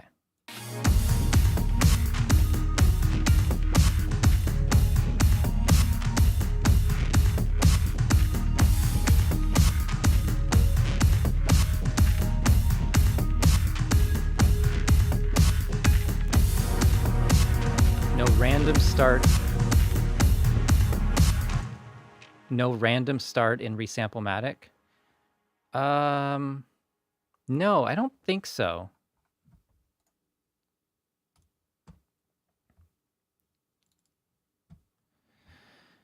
Like there's the probability control, which probability is like if it plays at all. But randomized start time would, where is it? This parameter here doesn't have a knob, but it is adjustable, sample start offset. So you can do parameter modulation, and you could do an LFO, and you can set that to random. And then set the, let's see. Yeah, positive, strength, pretty low. And then maybe tempo sync it. I don't know. That. A lot of you out there are throwing your money away. Hey, it's the bun. Thanks for the never-ending updates to my productivity. Reaper is it's rare I click through and don't learn something. Yeah, I agree. Sometimes I read that changelog and I'm like, there's nothing new here, or there's nothing interesting. But then I go and do it, and it's like, oh yeah, there's tons of stuff here. Appreciate the super chat, and actually want to talk to you. I think you are the right person to help me design some merch for the channel. And yeah, I'll pay you for that. Pay you back that super chat at least for that. Maybe if you hit up my my lesson page on the blog, if you get this private lesson thing, this is the best way to like get onto my calendar. I'd love to talk to you about some graphic design stuff. I have some ideas. I don't know how to make them into a shirt. That's the thing I have trouble with. But you've done that before, and I trust you. So if you hit up my calendar sometime this week, that'd be awesome.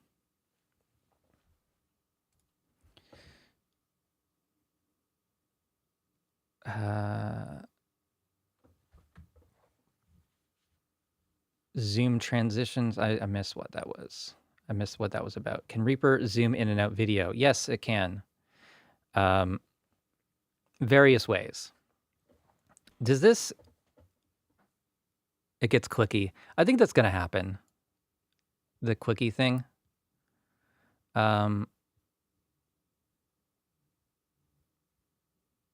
Yeah, with clicks, you would also probably want to adjust the...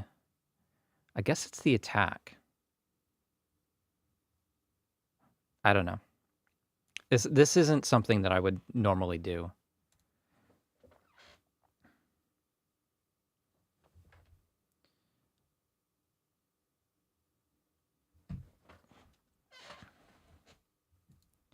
What was I doing?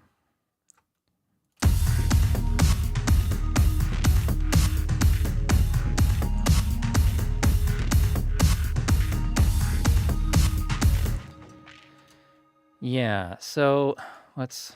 Still not happy with these. Let's take this. I mean, the cool thing about Superglue... Sorry if you guys can't see this very well. It's like, if I zoom in too close, then my camera covers it. So let's take these two, trim them by 4 dB, and we'll do this one 2.5. Yeah. And I'll select them all, and I'll glue. Wait, uncheck this one. There. Okay. So I've got some volume differences between each of those, and that's propagated across all of these other items.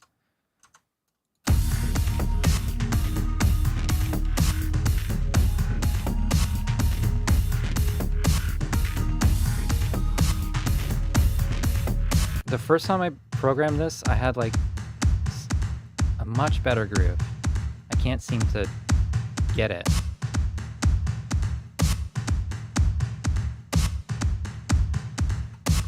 I don't know. I'm annoyed. The first time I had it, it sounded really good. Then the Superglue script messed it up. I wasn't able to unglue items anymore. But it may have been my own fault because I used the clean project directory. And then, I don't know.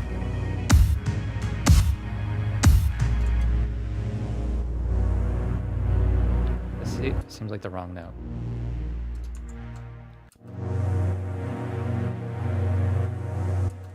Yeah, let's just do that.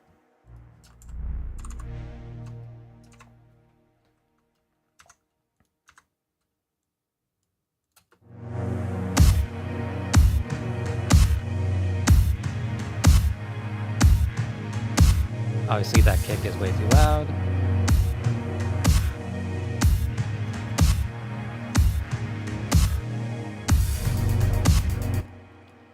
Yeah, so this one will turn down by 6 and select these two. Get my glue and then duplicate. That's not duplicating properly. Duplicate.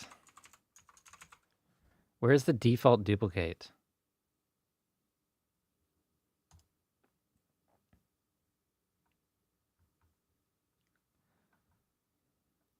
Maybe it's this one.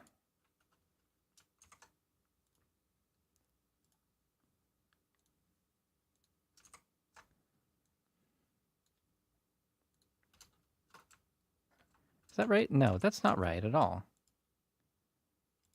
These two items should be glued. And then adjust to the length. And then duplicate. Now I've got it.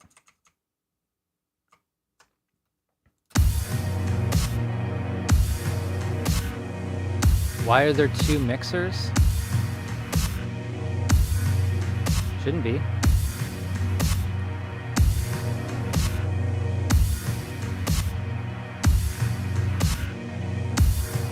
I don't know what you mean by that.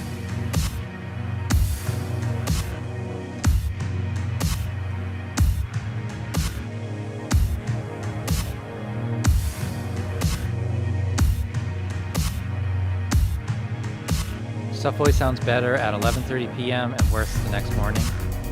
Yeah. Especially after some drinks.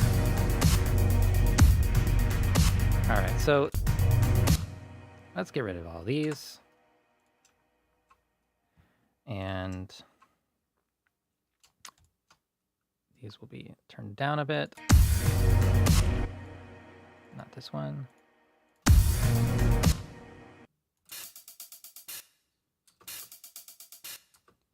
Yeah, that's cool. And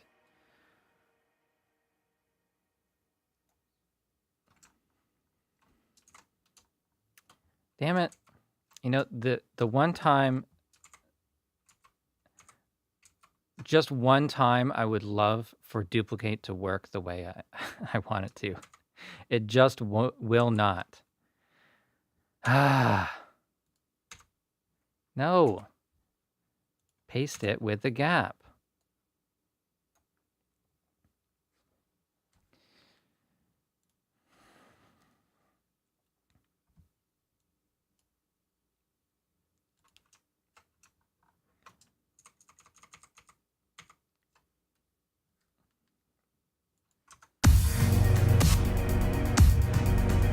In the dock, there are two mixer windows. In the dock, there are two mixer windows. Oh, no, I think you're just seeing the frame of the this is this section on the side, the sidebar view. That's all. On the left, there's the synths. On the right, there's the drums.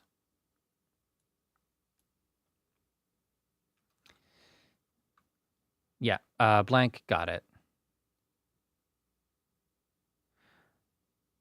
What's the story on this material? This was just testing the new Mac. That's basically it. Had some plugins. I had the synth DS Thorn. When I first installed it, it was a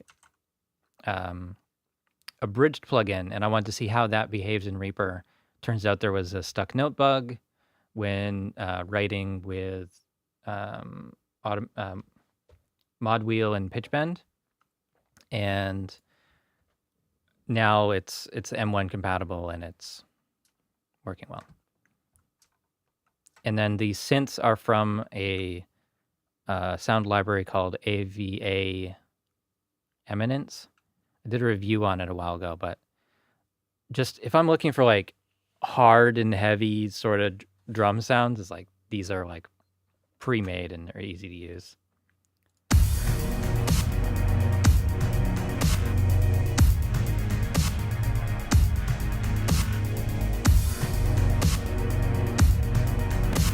So I can easily get to this sort of level of production, or the arrangement gets to this position, and then I'm stuck. I don't know what else to do, and I listen to this song like 800 times, and I just can't figure out where to go next.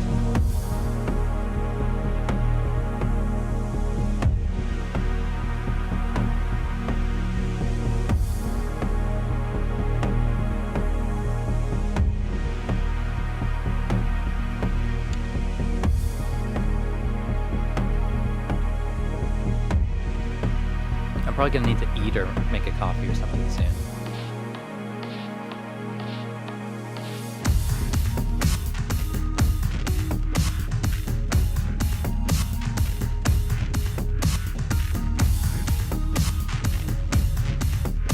Click and drag ending.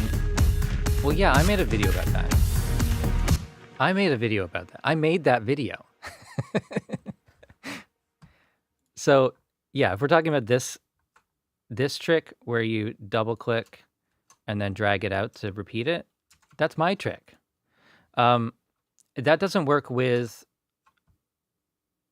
items like this, where you've got different volumes in within an item, and that doesn't. It also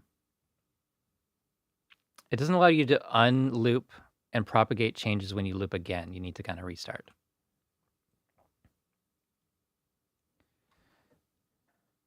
Any bottlenecks so far that I've found with Reaper workflow on the Mac Studio? Not really. If you're using all M1 native plugins, it's so fast, so powerful, everything I wanted. When you start getting in bridged plugins, things are a little less fluid, I guess. There's a little more friction. Am I asking for feedback? Yeah, I'm asking for feedback on this. And I think the mix is really weird. I feel like I can't hear it very well today. I keep turning everything down in the drum set. And this sound is messy. Let's start with... This is how I started the song.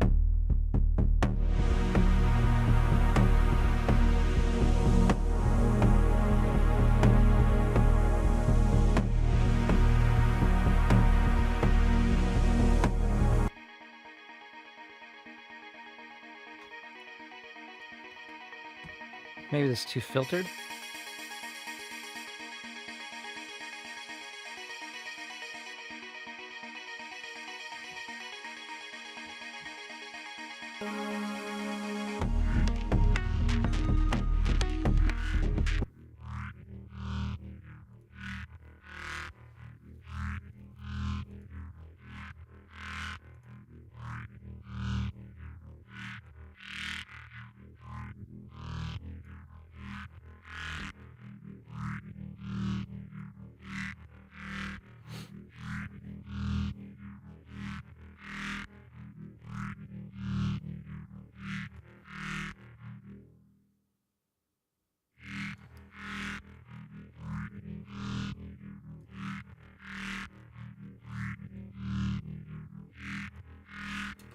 some reason I can never figure out how to use the second filter on this plugin.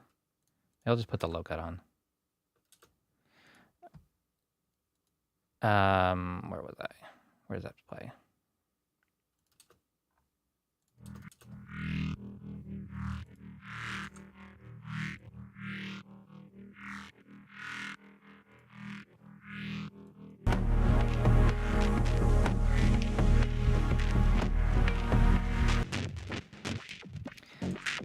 This one too messy.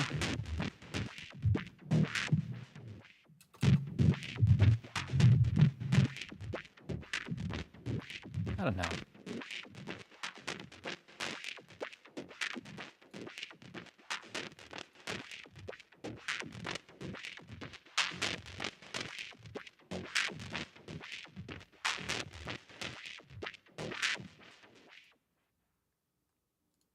I don't know. Seems kind of messy. But also, I don't know.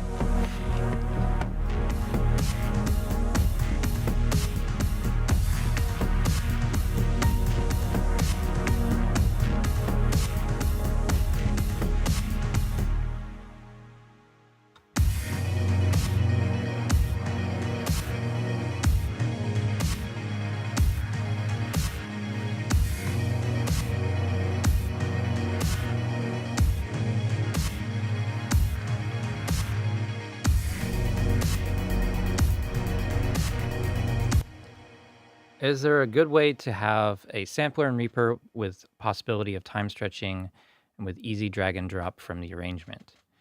Resampling is probably the best, most fluid way. So if you're in the Media Explorer, you can grab a sample. I don't know. Let's take a sample.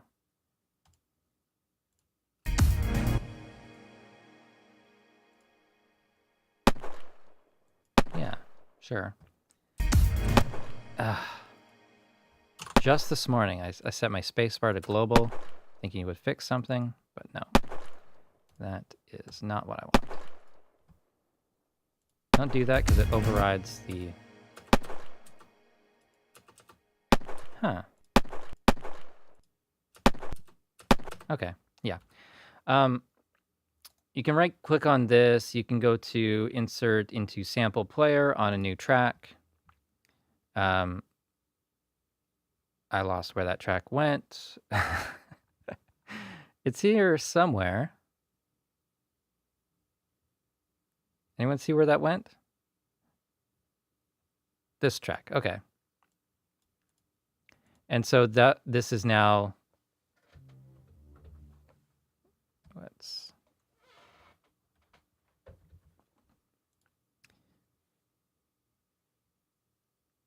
Why don't I hear it?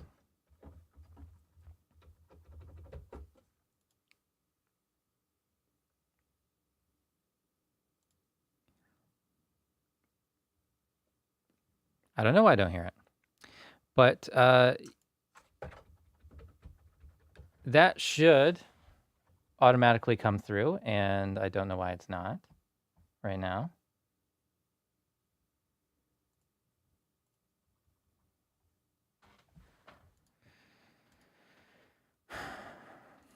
Speaking of everything working perfectly, I'll just do a reset.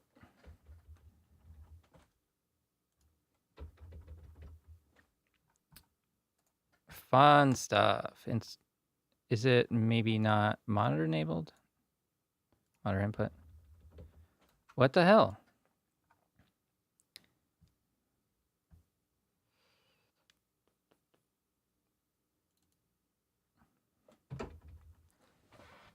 My keyboard is just not sending MIDI today. If I take a Thorn, that's just not coming through today.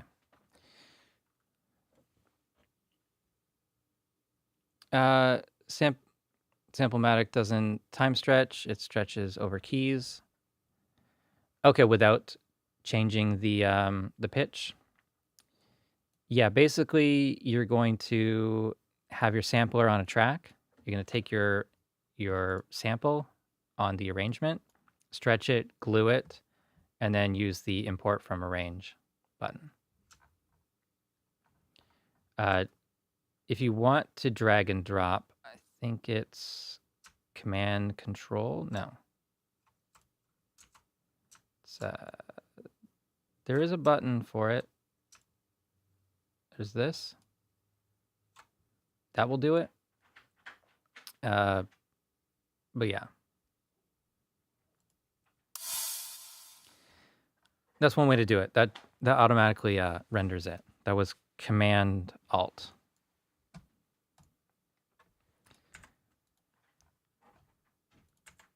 But the real question is, why is my synth not working? Insert virtual instrument on new track. And let's take Analog Lab.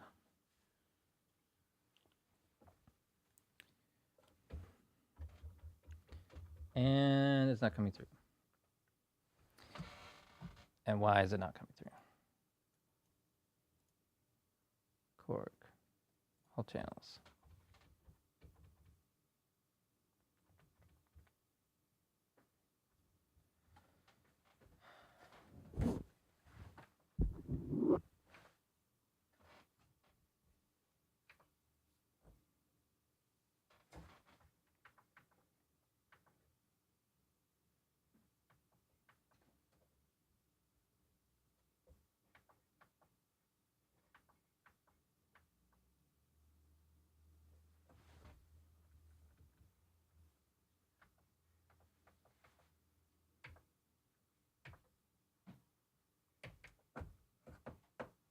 Huh.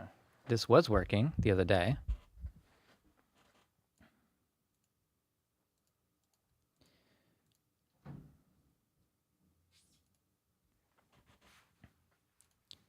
Usually it's not this. We'll see. All right, well, just restart.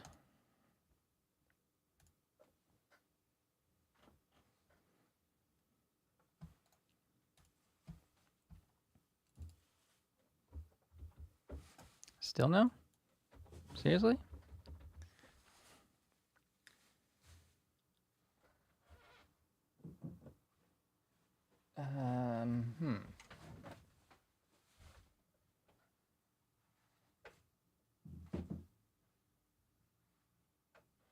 Guess I'll restart the synth.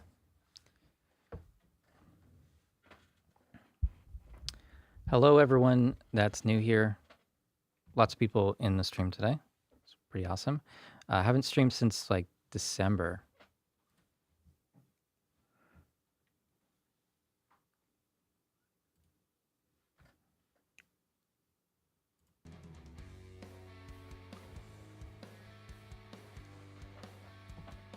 I'm just trying to... Yeah, in a bit.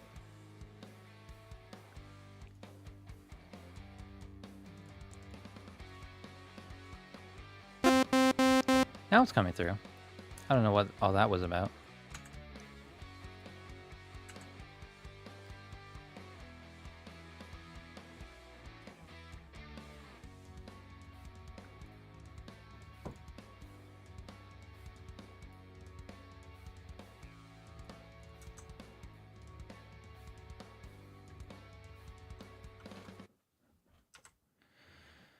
Okay, let's go to... No.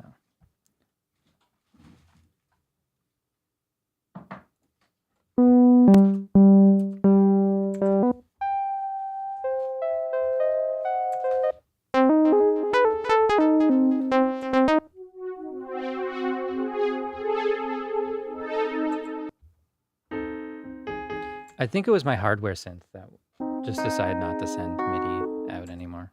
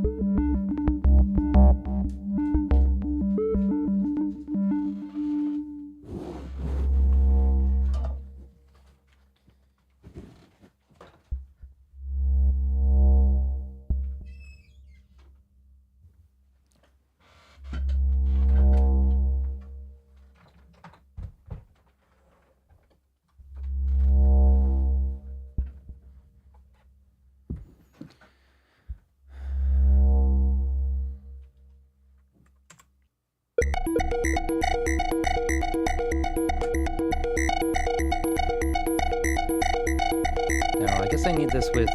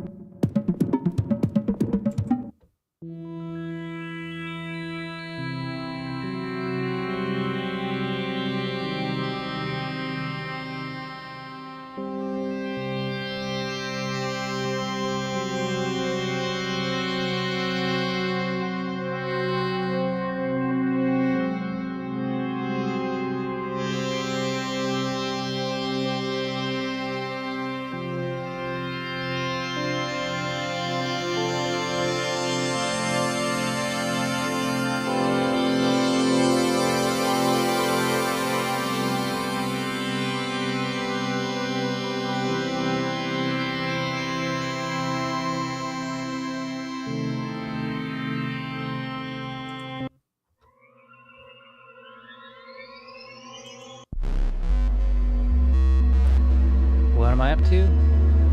I don't know.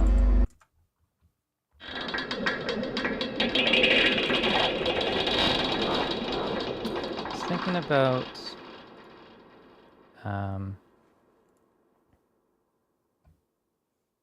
don't know, maybe making a new project.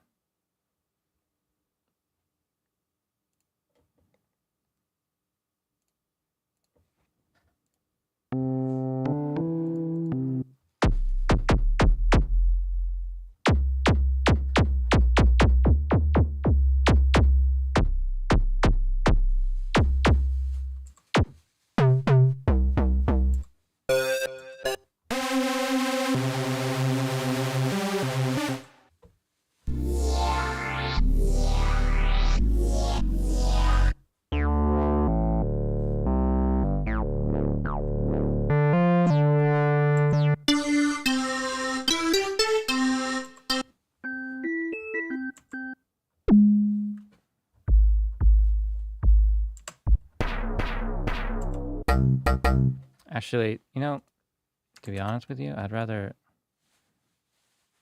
just play the actual synth rather than go through presets. Let's do a new track with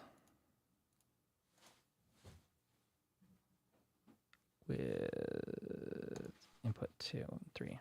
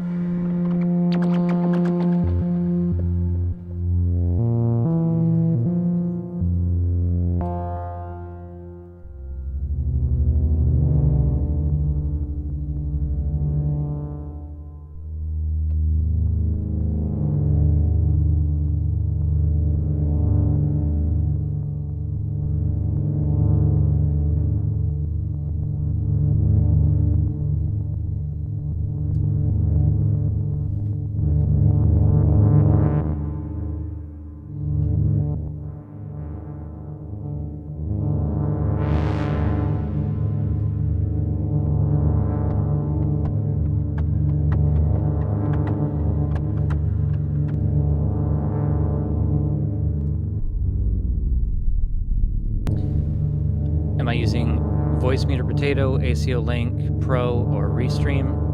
No. I'm using a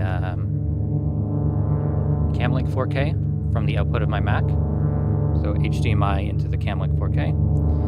I've got a send in Reaper going to output 9 and 10 of the aggregate device. In the monitoring effects here, so 1 and 2 also goes to 9 and 10, which is the Camlink. And then in Windows, you see that you actually can't see that. My camera's covering it. But one sec. That top, yeah, the second one from the top is the input.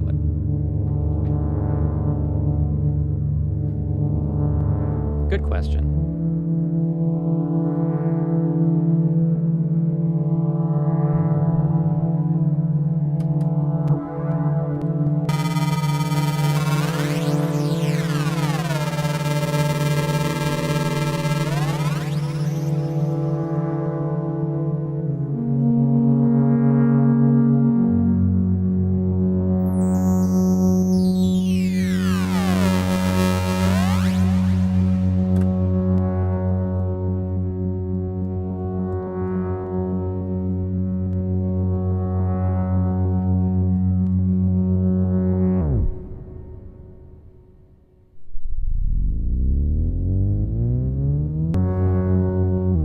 Camlink is hardware.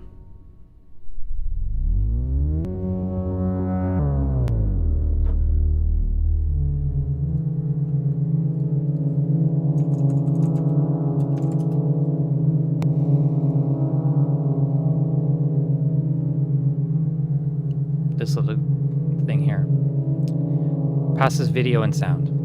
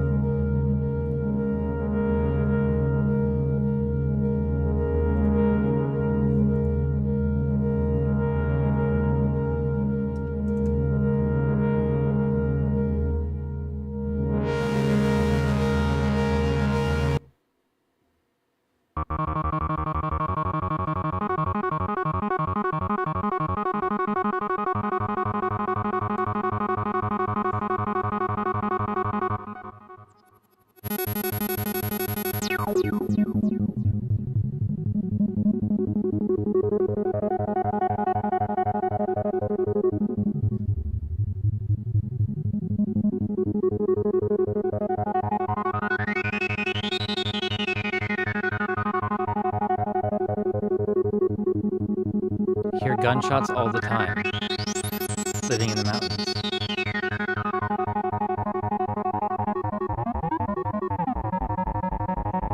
Well, luckily, I don't hear them all the time here.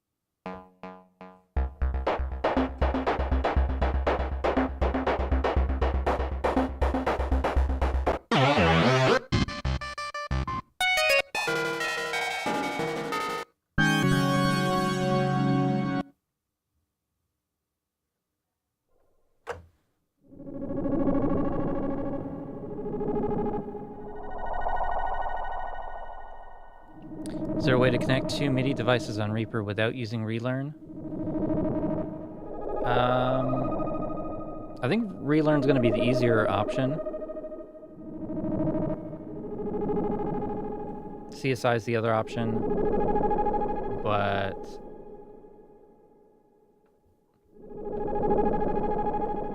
that definitely makes it more tricky. There's more of a learning curve with that.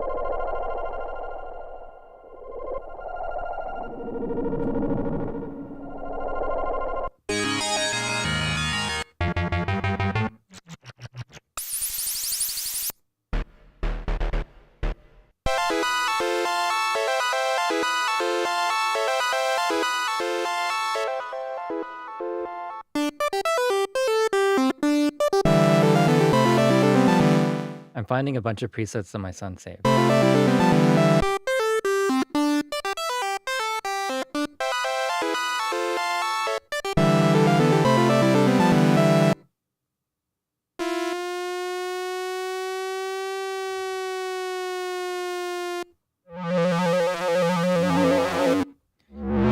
MPE pitch bend automation. I haven't been keeping track of stuff like that. I don't remember seeing anything officially about it. Yeah, Relearn has a learning curve as well. But I don't know. Relearn is good because it's a sort of semi-permanent solution. You can load it into, it's saved with a project rather than globally, so you can make adjustments to it fairly easily. And it's one interface to do all that, where most of CSI's editing is done in a text editor.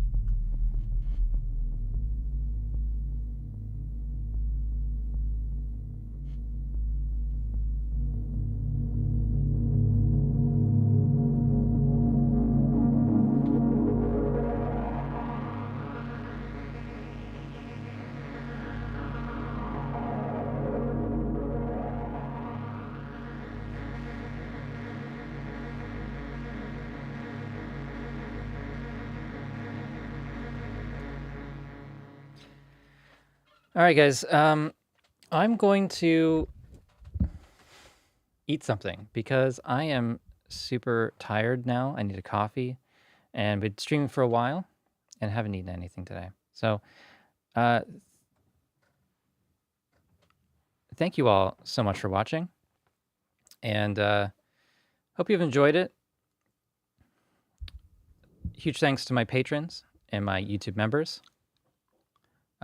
This page is a little bit outdated, but I will update that as soon as I can. Thank you so much for watching. See ya.